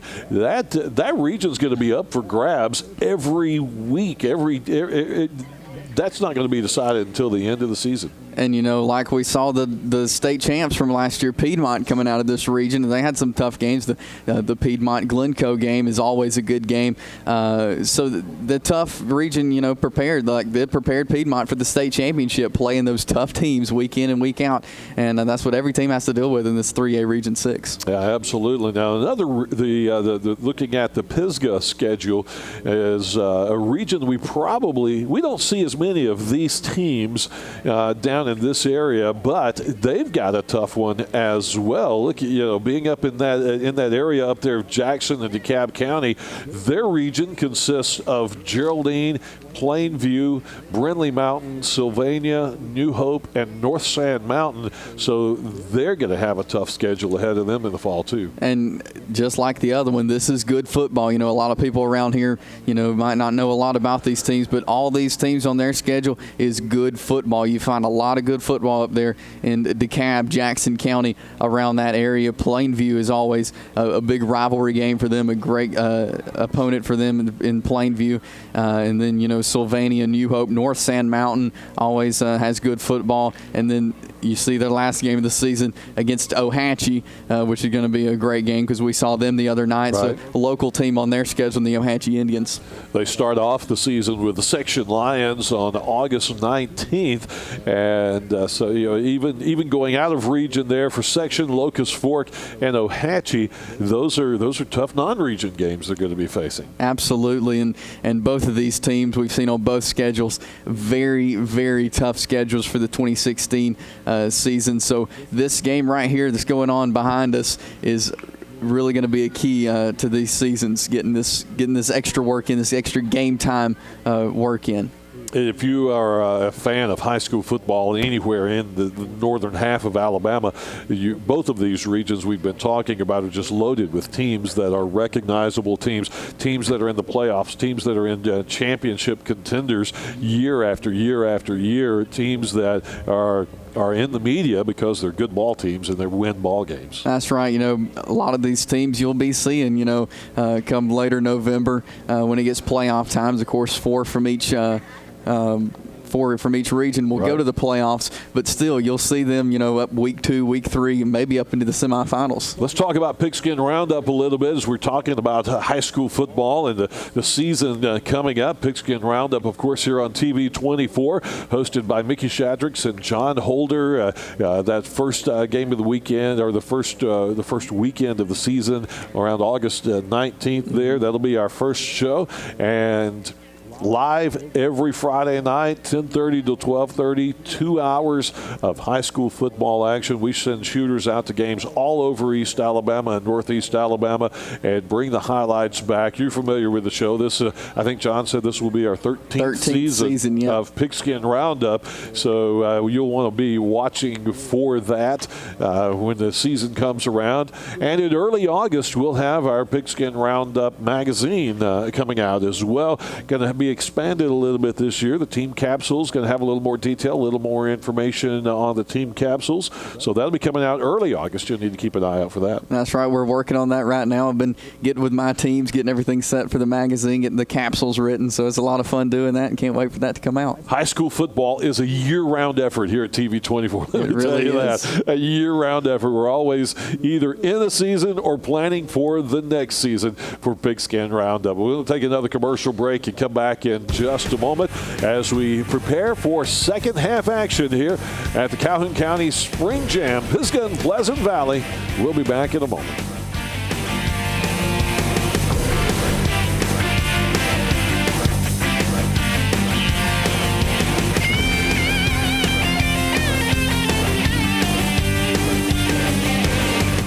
Secure Storage has now expanded with over 140 units.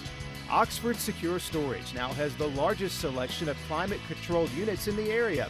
All sizes, both climate and non-climate controlled units, are available with state-of-the-art amenities. All access ways are paved and under 24-hour high-tech surveillance. Our friendly and knowledgeable staff will help you through the entire rental process. Come see for yourself the extra measures Oxford Secure Storage takes for your security. For the finest quality foods and hundreds of specials every week, shop at Dorsey's Supermarket in downtown Oxford. Dorsey's has been your home for the highest quality and freshest meat in town since 1985, and nobody beats their famous Pick 5 deal. Mix and match your 5 favorite meat selections and pay only $19.99. And now you can enjoy your meat fresh out of the smoker. Pick up your smoked butts, ribs, or wings today. Dorsey's Supermarket, Main Street in Oxford.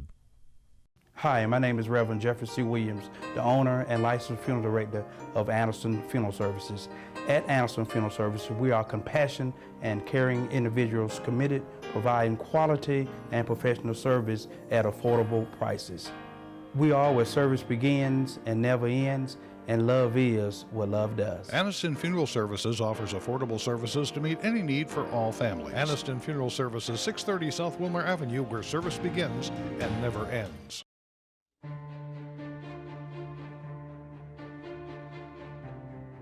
I am Wilbur. Estoy en Welburn. I am Wilbur. I am Wilbur. I am Wilbur. I am Welburn. I am Welburn. I am Wilbur. I am Welburn. I am Welburn. I am Welburn. We are Welburn.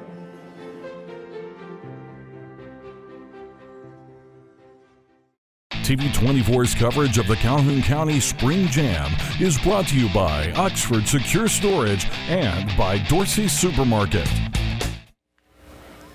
Dorsey Supermarket and Oxford Secure Storage are sponsors of the Calhoun County Spring Jam, the overall sponsors. This game is brought to you, as we've mentioned, by the Big Chief Drive-In in Glencoe. As you have a nice look at the mountain there overlooking the stadium, JSU Stadium, Burgess Snowfield here at Jacksonville State University.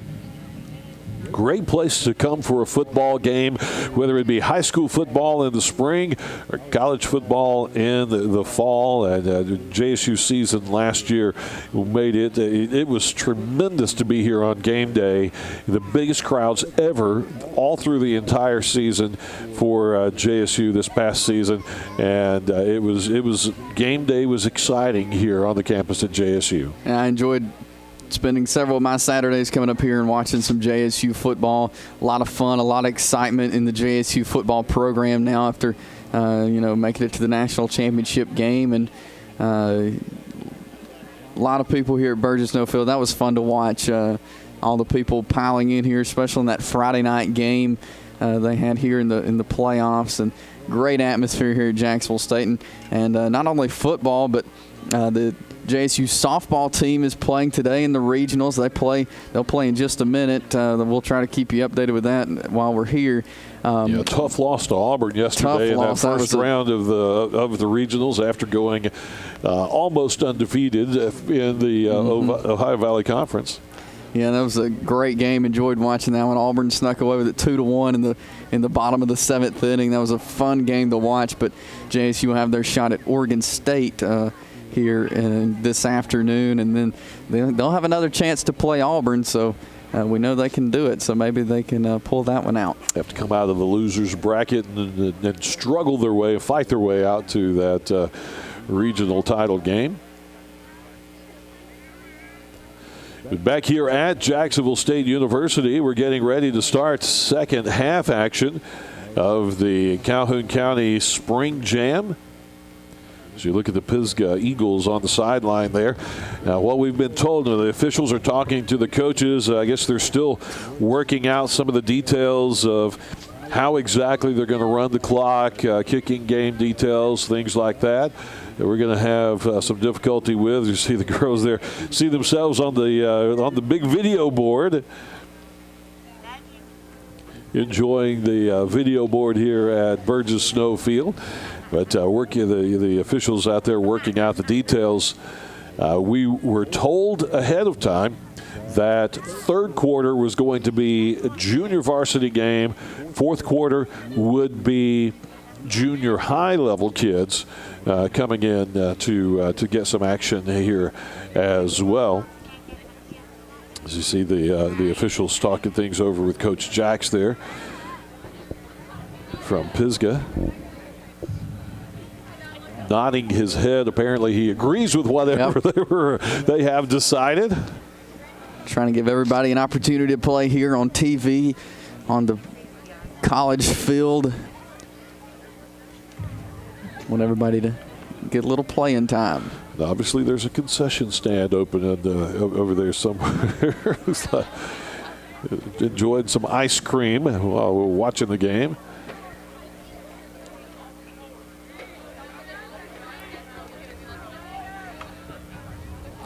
Yeah, we have officials talking to the Pleasant Valley coaches again. Fans of all ages enjoying high school football on this sunny spring afternoon. Officials still getting things set. Pleasant Valley's out on the field ready to go.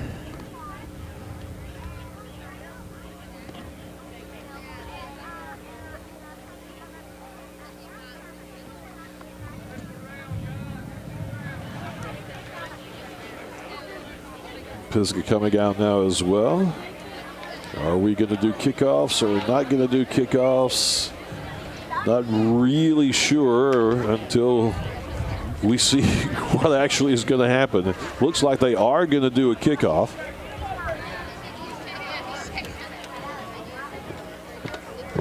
Well, it looks like now maybe they're not. Got to get the chains down here. All of these things are decided weeks prior and then changed once we get here. All right, Pisgah is going to have the ball on offense from the 35-yard line. And it looks like our quarterback is going to be a 10th grader, Wyatt Wisnett. Number 5 will be the quarterback for the Pisgah Eagles.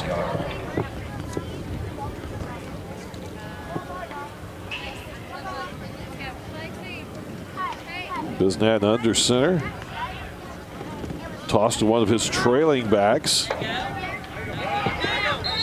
Kyle Young, I believe, on the carry there. Wearing number 20, it is. We'll see some subs here for this Pisgah team, but not a lot on their sidelines. So we'll probably see some of the same folks coming out here as we did in the first half. But we should see an all-new field team for the Pleasant Valley Raiders. I know they have different uniforms on as the Pleasant Valley Raiders did in the first half. These are blue with the red numbers on them. So this is the JV squad out here. Second down for Pisgah. Wisnett mishandles the snap when he turns around and tries to make the toss. And he'll be brought down behind the line of scrimmage at the 34-yard line there. So now third down and 11 for the Eagles. With this being JV, they played a 10-minute third quarter here.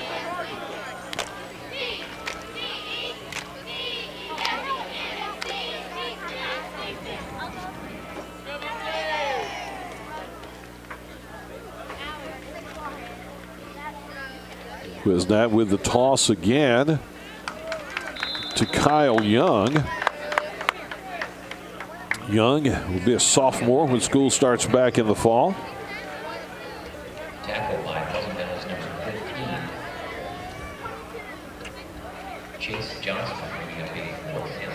Fourth down for Pisgah, and they will do the simulated punt. Will move the ball 35 yards. And the Raiders will have their first opportunity on offense.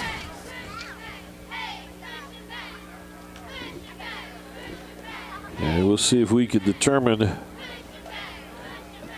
looks like our quarterback is going to be Brody Phillips. The 8th grader moving up into the 9th grade. It'll be a first down for the Raiders. They are marked at the 36-yard line after the 35-yard simulated punt.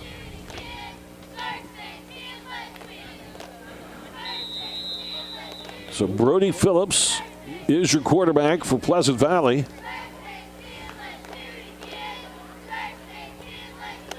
Handoff for the first play. Gained about 1.5 yards. Reed Fulmer will have the carry there. Upcoming sophomore. Running back for Pleasant Valley.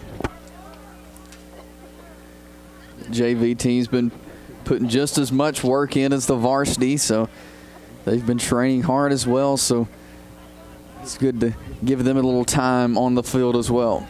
Second down, about 9 Fumble on the snap.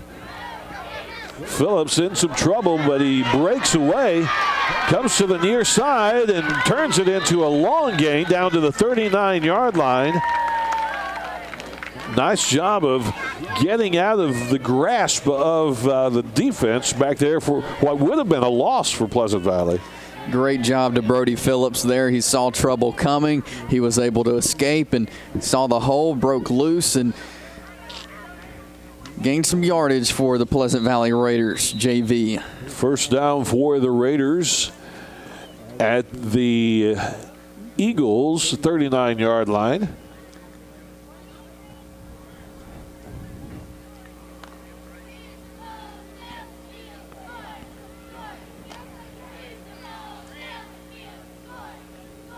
Shotgun formation. Phillips is going to keep it himself. He'll gain up to the 36-yard line, and we'll have a flag come in on the play.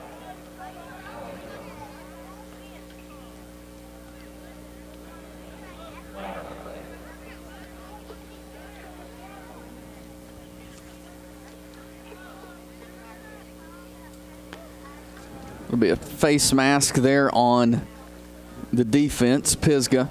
So that will move Pleasant Valley up, and the automatic first down for the Raiders. So the ball moves up to the 24-yard line.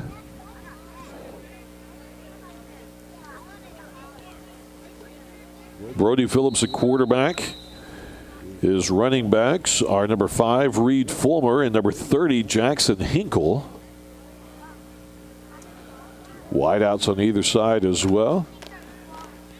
Quick pass out to the far side. Play will gain to the 27, you click that 22-yard line. And that is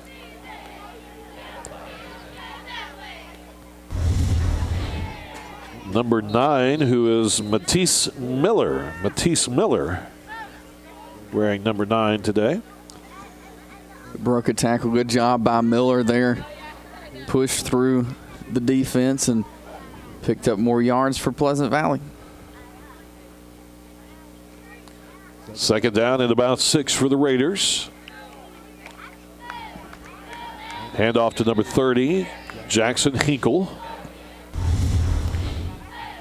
Hinkle will gain into the 18-yard line, between the 17 and 18-yard line. That'll be third down.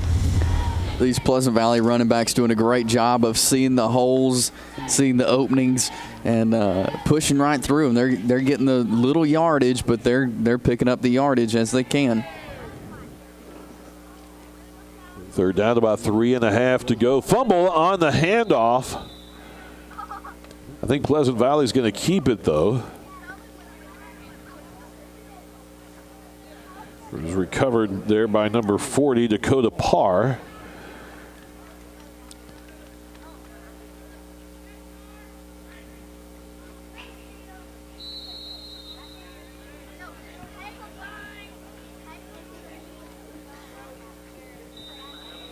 That handoff was going to number 25, Ashton King. And we're going to have a timeout called. It looks like by Pleasant Valley. Pleasant Valley want to figure things out here. They're moving closer towards the goal line. They want to talk to their offense a little bit.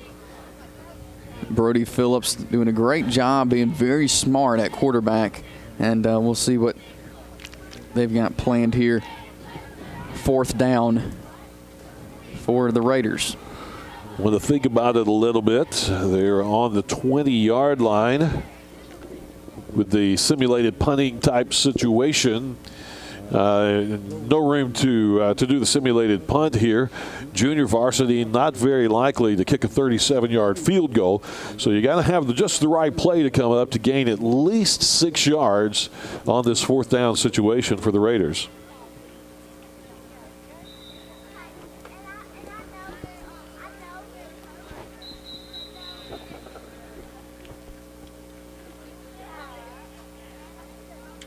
Have a look at the players for Pisgah. on defense. A couple of big guys there. Take a look at 60 and 70. Both of those kids will be sophomores as they come up. So they're almost as big as Whitehead was on the varsity squad, and they're just sophomores.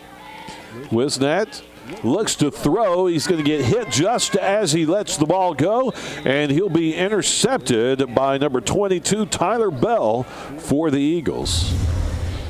Bell, great positioning there, right place at the right time.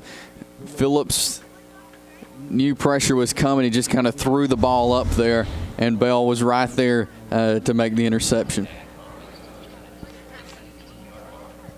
So first down now for Pisgah.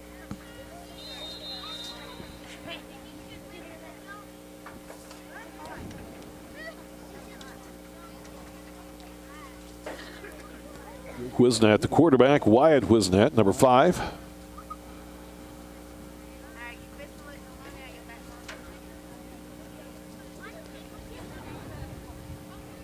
First down for the Eagles. He's going to give it to his fullback. The first man through the line, Cameron Free. Free, an upcoming freshman. Nice looking run, and he'll gain up to the 23-yard line for a 5-yard gain for Pisgah. These JV players for Pisgah doing what the varsity did. They get short yardage, but it all adds up. As you see, Pisgah did a great job of the first half, 14-8.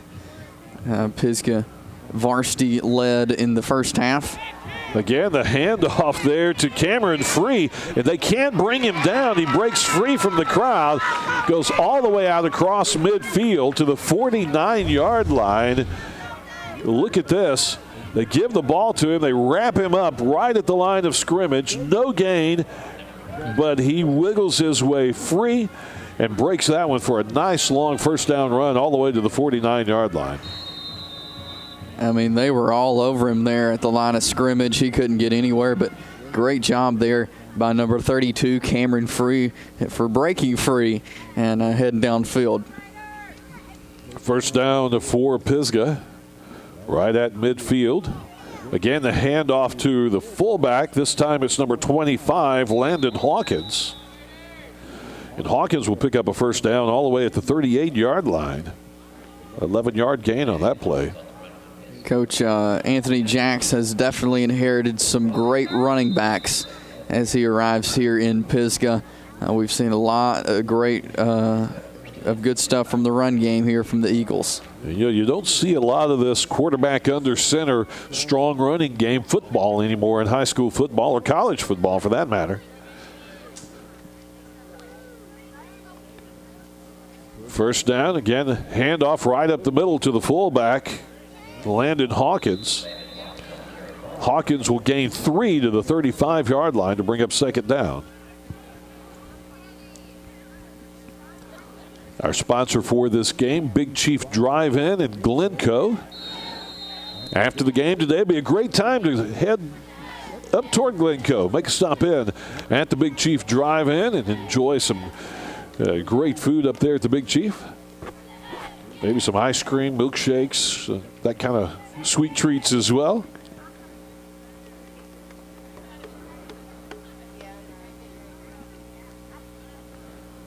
Second down, 7 to go for Pisgah. And we are going to have a timeout called by the Eagles sideline before they can snap the ball. Only 2:18 remaining in this third quarter of JV action here between Pisgah and Pleasant Valley in the Calhoun County Spring Jam. You know, we've been talking about Coach Anthony Jacks. He's in his second week as head coach at Pisgah. This is not the first time that, you know, they've had a new coach. This is the fourth coach in 4 years at Pisgah, Carl. They've gone through these coaching changes each year, so it's hard for the team to, you know, having a different coach every year. You know, things change from year to year. So, you know, hats off to these guys. They've done a great job here in this game under a new head coach for the 4th time. So, some of these guys that are seniors have had a different coach their whole career of playing football. So that's really tough because every coach brings in a different philosophy, a different style, a different set of plays. And, they look like they've weathered the storm of all those changes very well. These, the junior varsity and varsity both playing very good football here in the Spring Jam today. Good athletes from Pisgah. You see a lot of strength, a lot of big guys. You could tell they spent a lot of time in the weight room. 2nd down for the Eagles. Hand off to the fullback. He'll gain to the 31-yard line. Landon Hawkins again. Hawkins getting a few reps with the JV squad here.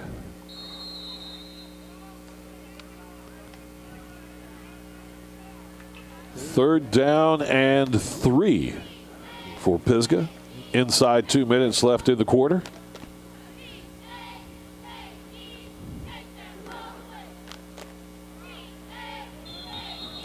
And we're going to have an offsides call against Pleasant Valley. I think there was some hesitancy as to whether to call it in this situation or not.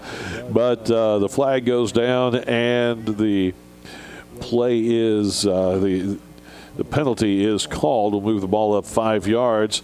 That will be a first down for Pisgah at the 26-yard line. About a minute 30 left in this third quarter, and then we'll see the younger guys, the even younger guys, the junior high Pleasant Valley players come in. Wisnad with a handoff to Hawkins. Hawkins will gain 5 up to the 20-yard line, with him just short of the 20-yard line.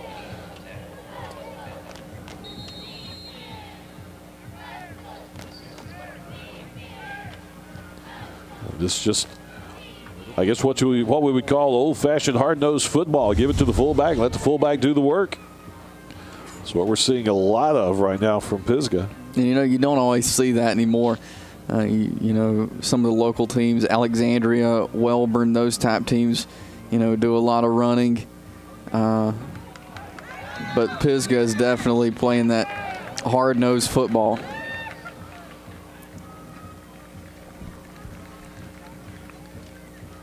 As we see a turnover there for Pleasant Valley, they'll come back out.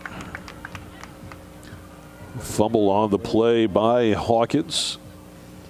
And Pleasant Valley will have it on the 24-yard line. First down on the 24-yard line, 42 seconds remaining in the quarter.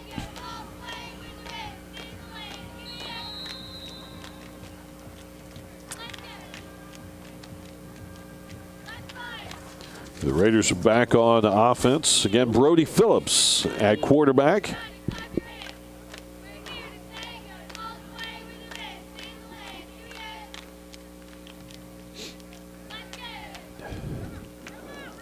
Phillips going to stick with what's been working for him. Run around the near side. He'll gain out to the 33-yard line and be just shy of the first down. A good job from Phillips. He didn't see anything. He didn't want to force anything, so he ran it himself, and that's worked several times so far in this second half, so why not do it again?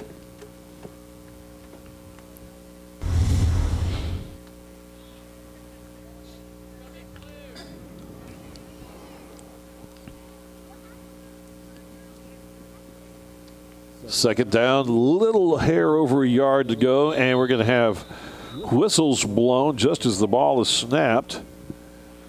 That'll be the end of the quarter. At the end of the quarter.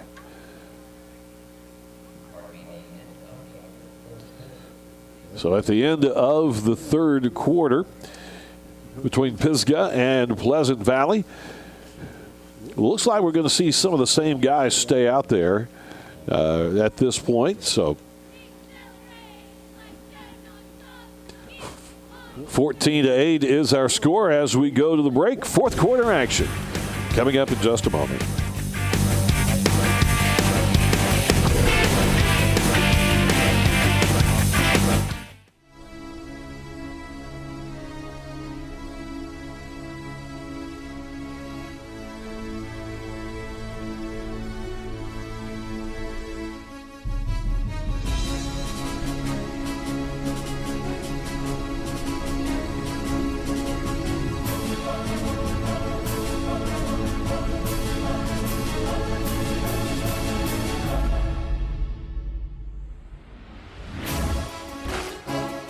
Oxford Secure Storage has now expanded with over 140 units.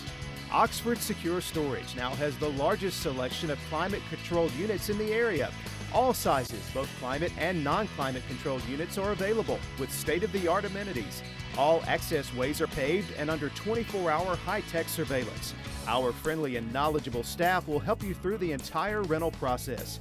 Come see for yourself the extra measures Oxford Secure Storage takes for your security.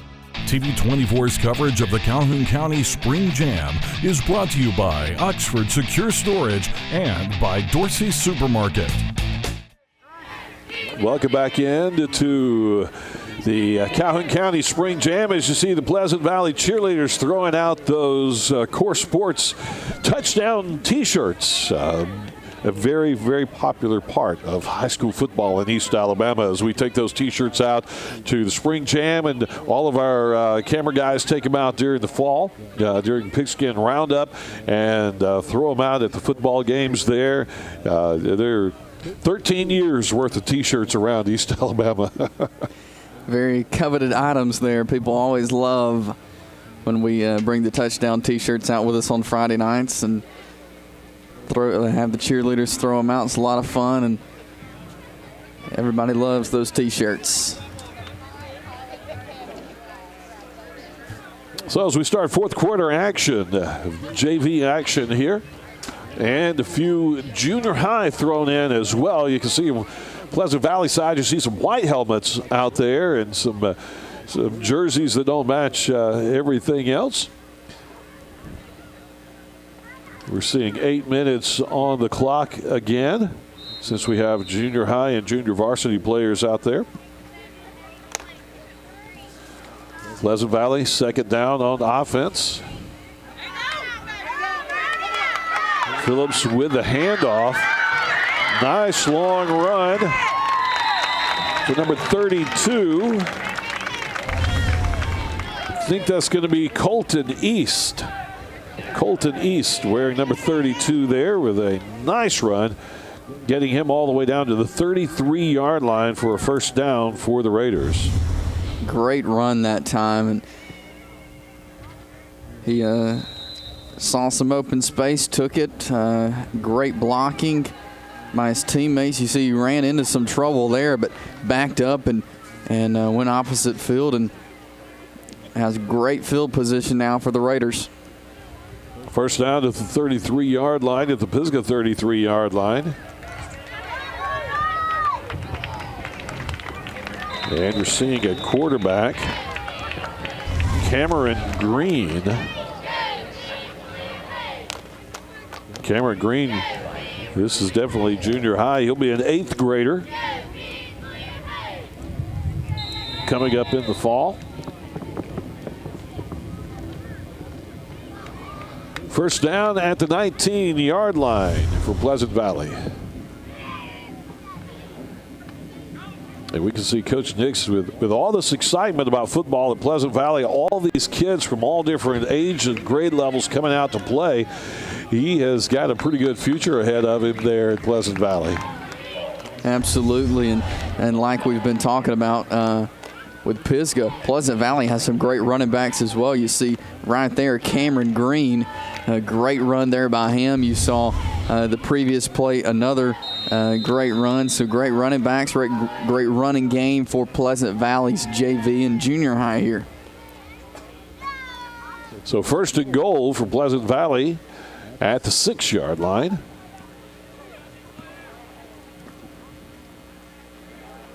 Cameron Green is your quarterback. He'll hand it off.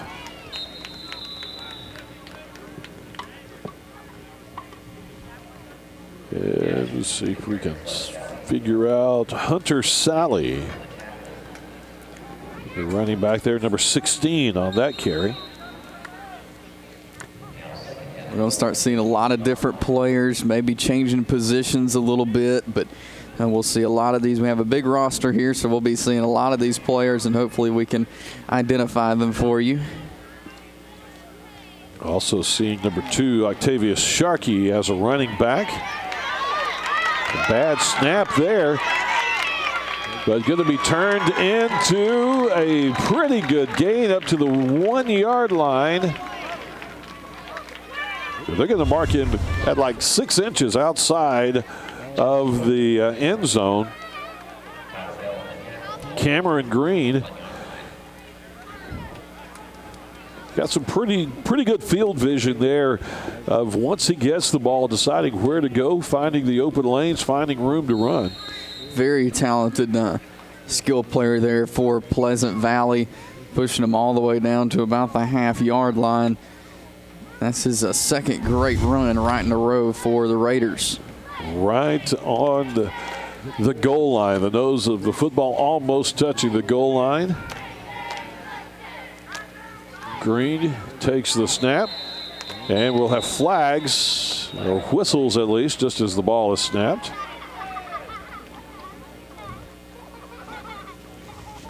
Illegal motion going to be called against the Raiders. So that'll back it up to the 5-yard line.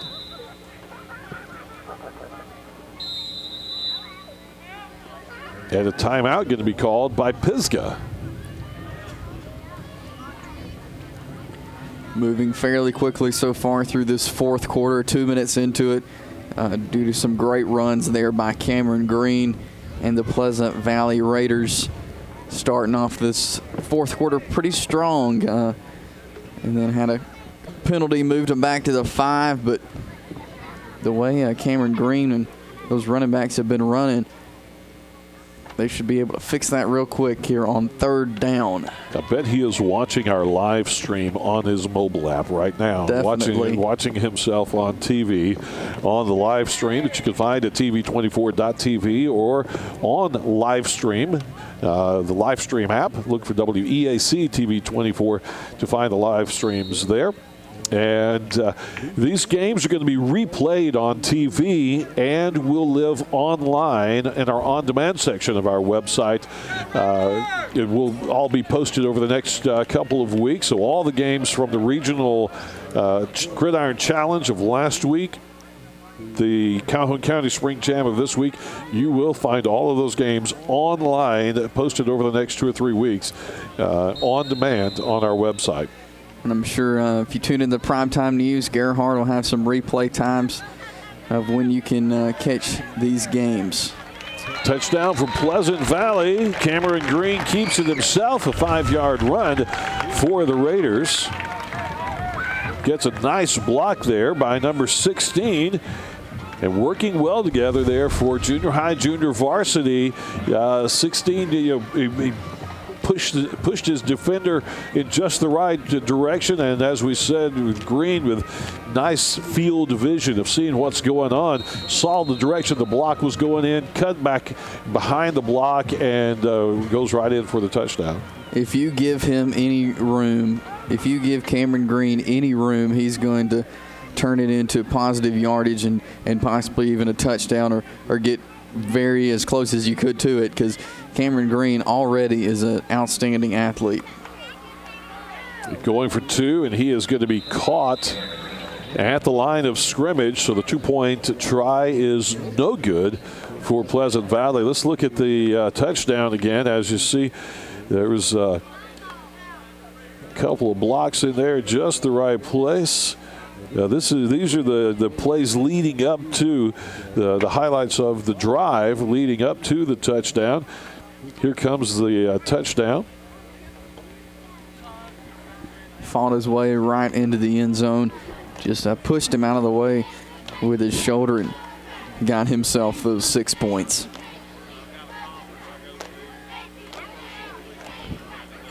Scoring drive for Pleasant Valley. Covered 7 plays over 76 yards, 2 minutes and 40 seconds taken off the clock for Pleasant Valley.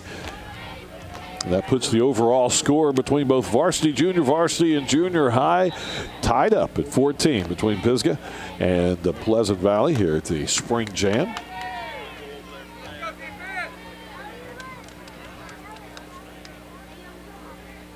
Our game sponsor for this game, Big Chief Drive-In in Glencoe, as we've mentioned. Be sure to stop by and visit with Jeff and Regina Word there at Big Chief. Get you a great burger, fries, soft drink, maybe some ice cream or a milkshake. First down for Pisgah, the 35-yard line. Quick toss for the Eagles. Play's going to gain almost 5 yards.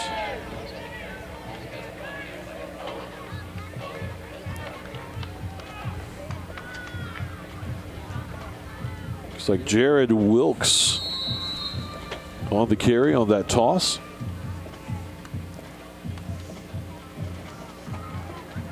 Second and 5.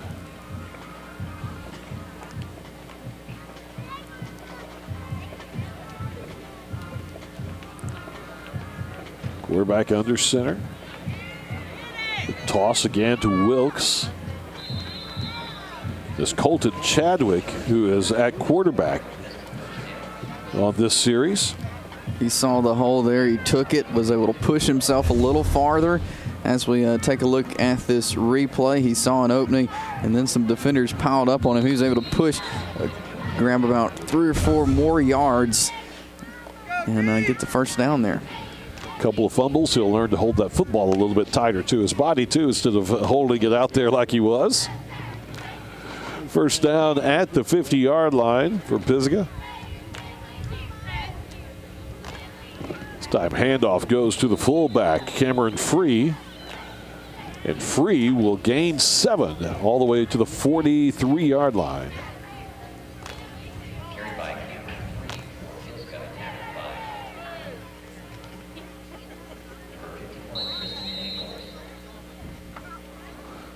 Four and a half minutes remaining in the game today.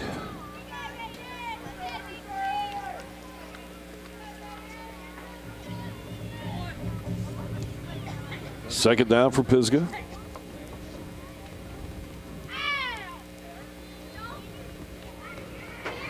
Again, the toss to Wilkes. Wilkes having to be dragged down from behind.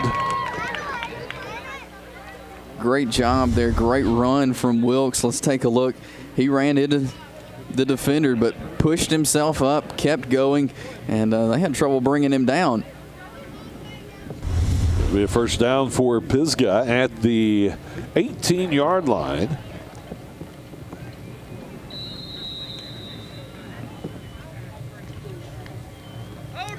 As we see Wilkes giving to an ankle a little bit there. You can see when he first got up off the pile, limping a little. Now he took himself to the sidelines.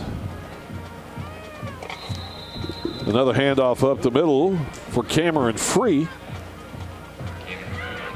He'll gain to the 14-yard line for second down.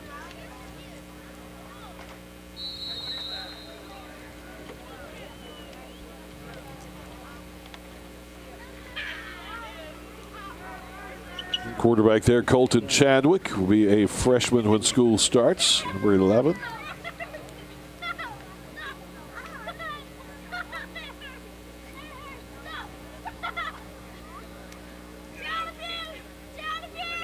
Handoff again to Free up the middle. Another 3 yards to the 11-yard line.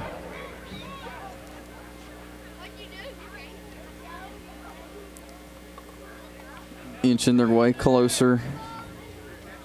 Thanks to those 2 great runs there by Wilkes. Wilkes is back out on the field.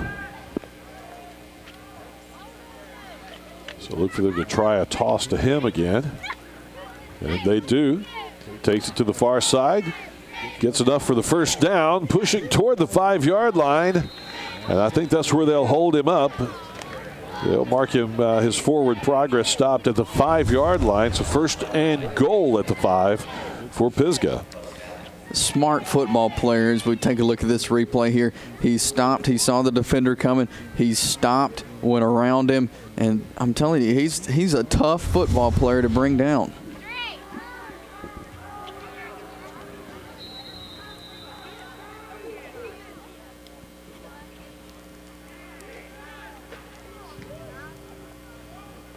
Chadwick brings his offense to the line. Just a little more than 2 minutes left to go in this matchup.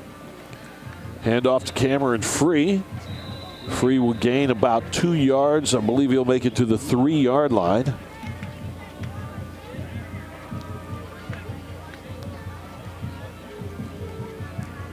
And they'll mark it a 1-yard gain to the 4. So second goal from the 4-yard line.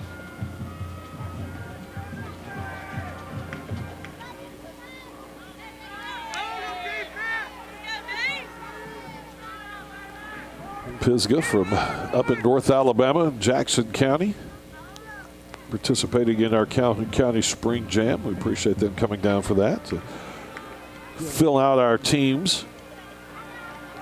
A little miscue there at the line of scrimmage with Colton Chadwick turning to give the ball to somebody, but there was nobody to give it to. He was looking for he just looked everywhere a little confused he could for a second there. He decided he'd take it himself, but runs right into that defense. No loss on the play, but no gain either. Either he turned to the wrong side or Cameron Free went to the wrong side.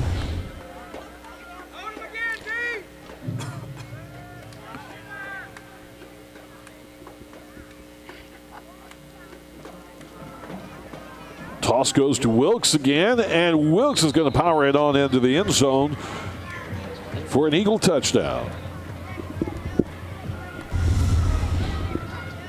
Take a look at the replay again. Wilkes, who's had an outstanding second half, gets the handoff and pushes his way all the way through and gets the 6 points. And look how tall he is. Wilkes there is, Jared Wilkes is only going to be in the 8th grade coming up. Very talented. He has a very bright future ahead of him if he hangs in here with football, because he's had an outstanding afternoon. I think Pisgah as a whole has a bright future for their football program over the next few years after seeing some of these young guys and how well they're playing. Coach Anthony Jacks has stepped into a great program, and hopefully we'll be able to speak to him here when this game wraps up.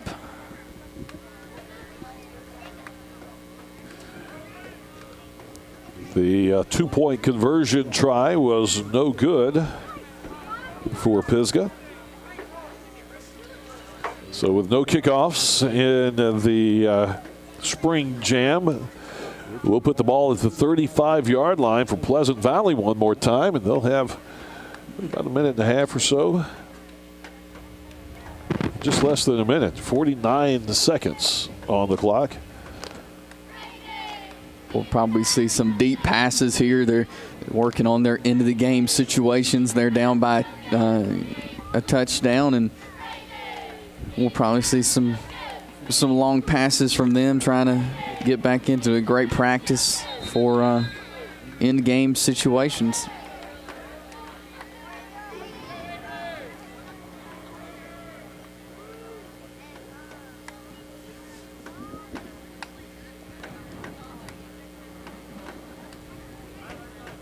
First down at their own 35-yard line from Pleasant Valley.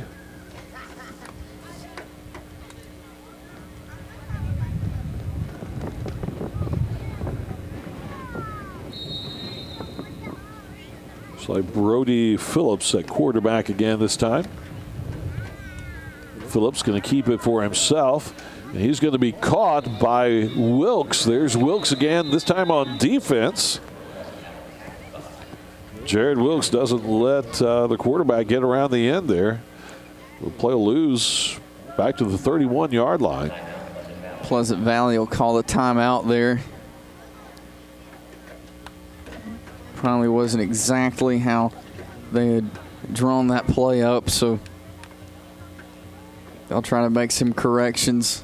Again, a great opportunity to work on your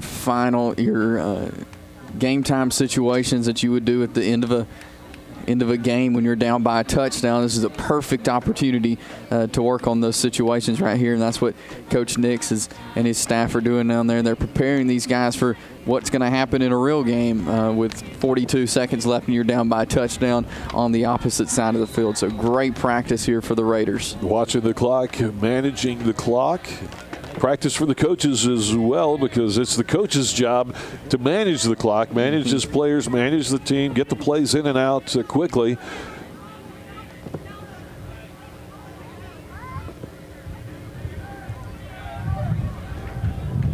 Second down and 14, almost 15 to go for Pleasant Valley.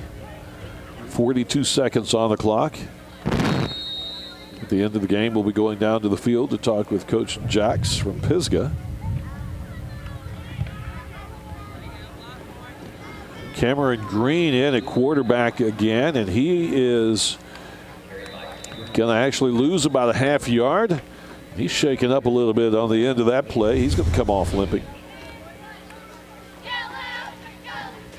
Pleasant Valley will call another timeout. Colton Chadwick getting in there for Pisgah. It's a linebacker on defense, quarterback on offense. Coming into the 9th grade. As we look at Pleasant Valley offense, waiting through the timeout, getting their instructions from the coaches. Same thing over on the Pisgah sideline.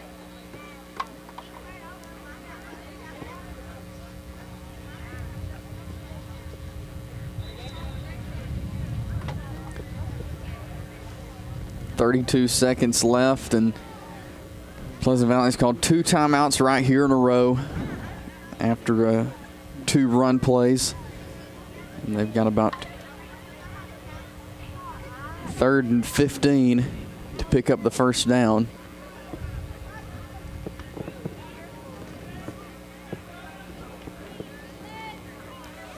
Third down for the Raiders. Brody Phillips back at quarterback. Man comes in motion, handoff. Got some room running to the near side, breaks it to the sideline. This was going to be a long run for the Raiders, and a touchdown. Exactly something you want to see in the last few seconds of a game.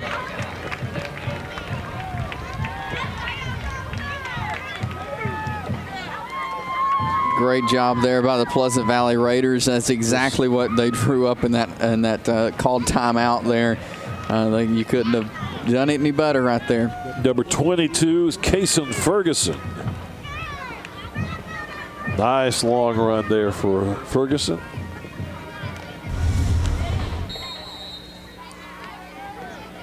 And exactly the kind of concentration you want to see, whether you're junior high, junior varsity, into the game, few seconds left. You don't panic.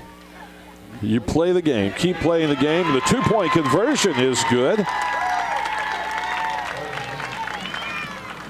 And with 19 seconds left on the clock, that puts Pleasant Valley ahead 22-20. Great series there for Pleasant Valley. You know, it was 3rd and 15 due to a sack, and then Cameron Green's handoff that didn't get anywhere. So great series for Pleasant Valley. They turned 2 frustrating things into a very high point on the afternoon. So we'll put the ball at the 35-yard line as we see the scoring drive there from Tony Serra Ford. 3 plays, 65 yards. Took 30 seconds off the time clock for Pleasant Valley. We'll have 19 seconds for Pisgah to run their end-of-game drill. See exactly how they want to pull things out here at the end of this game. Special thanks to our sponsors for the last couple of days. Oxford Secure Storage and Dorsey's Supermarket sponsoring the Calhoun County Spring Jam. So look at the Pleasant Valley band getting wound up over there. Big Chief Drive-In, our game sponsor for this game. And we're going to have flags come out just as soon as the ball is snapped for Pisgah. And it will be an illegal procedure, illegal motion call against the Eagles. Back them up 5 yards.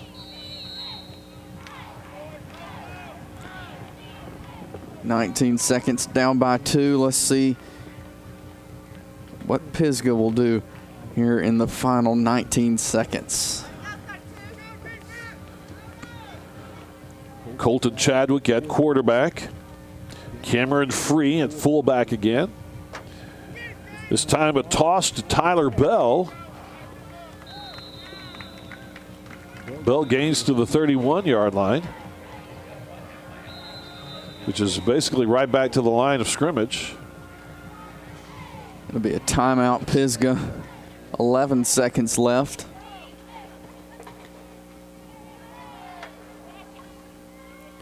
We saw 2 straight timeouts from Pleasant Valley. We maybe, depending on what type play they run, see that from Pisgah as well.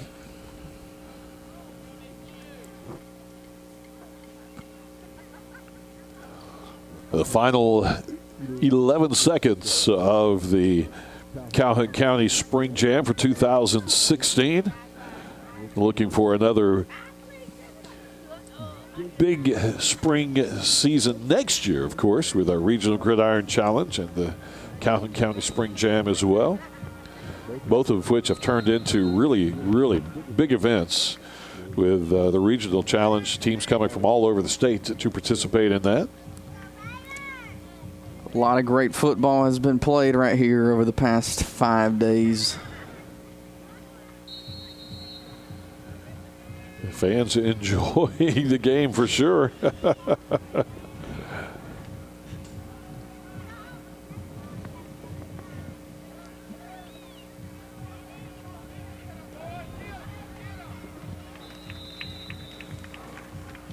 Wilkes on the carry for Pisgah. He'll gain out to the 33, and they're going to let the time wind off the clock, and that is it for the final game of the Calhoun County Spring Jam. 22-20, a combined effort between varsity, junior varsity, and junior high for one complete game here, and Pleasant Valley coming out with a 22-20 victory over the Pisgah Eagles. And we're going to talk to Coach Anthony Jacks here in a minute. Once we get him down on the field, we'll grab him here in a second.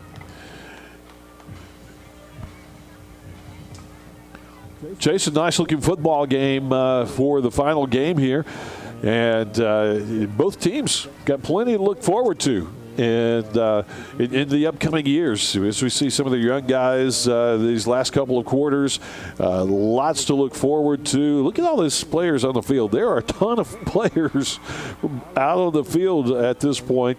As Pleasant Valley said, they brought 74 kids with them today, from 8th grade all the way up through seniors. So an excitement for on the campus there at Pleasant Valley for football. So we're getting Coach Jacks mic'd up. Yeah, a lot of great football players on this field, and what a great way to wrap up our spring football here. Absolutely. It's been an exciting day today. And we're going to go down to the field now with Coach Anthony Jacks from the Pisgah Eagles. Coach, you got Carl Brady and Chase Robinson up here in the press box. And you know, you've only been with these guys for a couple of weeks, we understand, but you got to be happy with what you saw on the field with this team you're getting today. Well, that's right. You know, that's what I was telling the guys. I don't even know all of them's names yet. So we've had a really good 2 weeks, and they've really bought into what we're doing. And, you know, I'm excited about it. We're going to be a whole lot better than what we are right now come August. And, you know, as long as the kids are going to work hard and buy in, and every day we've gotten better. So, you know, I'm just excited about where we're headed. Are we seeing today the kind of offense that you are planning to implement over the summer? This giving the ball to the fullback a lot, toss sweeps, a lot of running, quarterback under center. It's a nice-looking style of football. Well, yeah, that's right. You know, the game went kind of exactly how we want it to go today, as far as you know, controlling the ball and controlling the clock. I mean, that's kind of what we're going to do. You know, and we're going. You know, I think we got some guys up front that's you know, we got some size, and I think that's part of the strength of our team, and you know, we're going to try to utilize that, and so we're going to try to control the clock and control the game, and you know, get a couple turnovers like we did today, and you know, then we just take the air out of the football, and you know, that's kind of the way we're going to play football. And Coach, how do you approach spring? You know, just joining this team 2 weeks ago, not even knowing these guys, not knowing their positions, their numbers. How do you approach spring training like that? Well, I tell you, it was tough. It was something I've never done before. I did get a chance to watch a little bit of tape and kind of see who might could fit where. We had to have an abbreviated spring really because we didn't get our full 10 days in. And we had to have a staff meeting first so I could get the coaches on the same page, and because this is new to everybody up here. And we just had to have a quick meeting, and I talked with the players and just told them what we're going to do, and they just smile and say yes sir, and they've come to work every day. And it's been interesting, but it's been a whole lot of fun. I've been driving back and forth every day from Pelham, Alabama for 2 weeks, so wow. That's about 2 hours, and but I'm glad I've been able to do it, and I'm glad these kids are seeing some success, and just excited about where we're headed. Well, with only a couple of weeks in, it's hard to look too far to the future yet. But after watching those last 2 quarters there, and you've got some young guys in there like Cameron Free and Jared Wilkes, right. You can see your future right. already happening with these guys. Well, that's right, and we've got a big 6th grade group. I've got to practice with them about 4 or 5 days of spring with them, that group's really going to double the size of our young junior high group, and so we're really excited about that. And it takes time, to build a program, get your system in place. Like I said, 7 days. We really, we don't have everything. We've got just about everything installed with our varsity group, but it's not the way we want it just yet. We can't fix a lot of the problems, and with our younger group, like I said, we had about 2 plays in, so that's why you saw a lot of the same plays over and over. But I'm excited about those guys. Good ball players, and I think we got a chance to build something special here at Pisgah. Well, Coach Jacks, thank you so much for bringing your team down and participating in the Calhoun County Spring Jam. Thanks for joining us here, and best of luck to you in the fall. Yes, sir. Thank you for having us. Thank you very much. And back up here, we saw a good football game with some nice young players who are really going to be showing some really good future football. And there's Caveman, our sideline camera guy. He's celebrating a birthday today, 54. We understand, and he doesn't know he's on camera, but he does now. Yeah, they're telling him in the headset. So there's Caveman Tony, a big help to us at TV24, running cameras for us for many, many years. A big part of the TV24 family. All right, well, I guess that is going to wrap everything up from the Calhoun County Spring Jam. So we want to say thank you to all of our sponsors. Thank you for all the teams that have participated.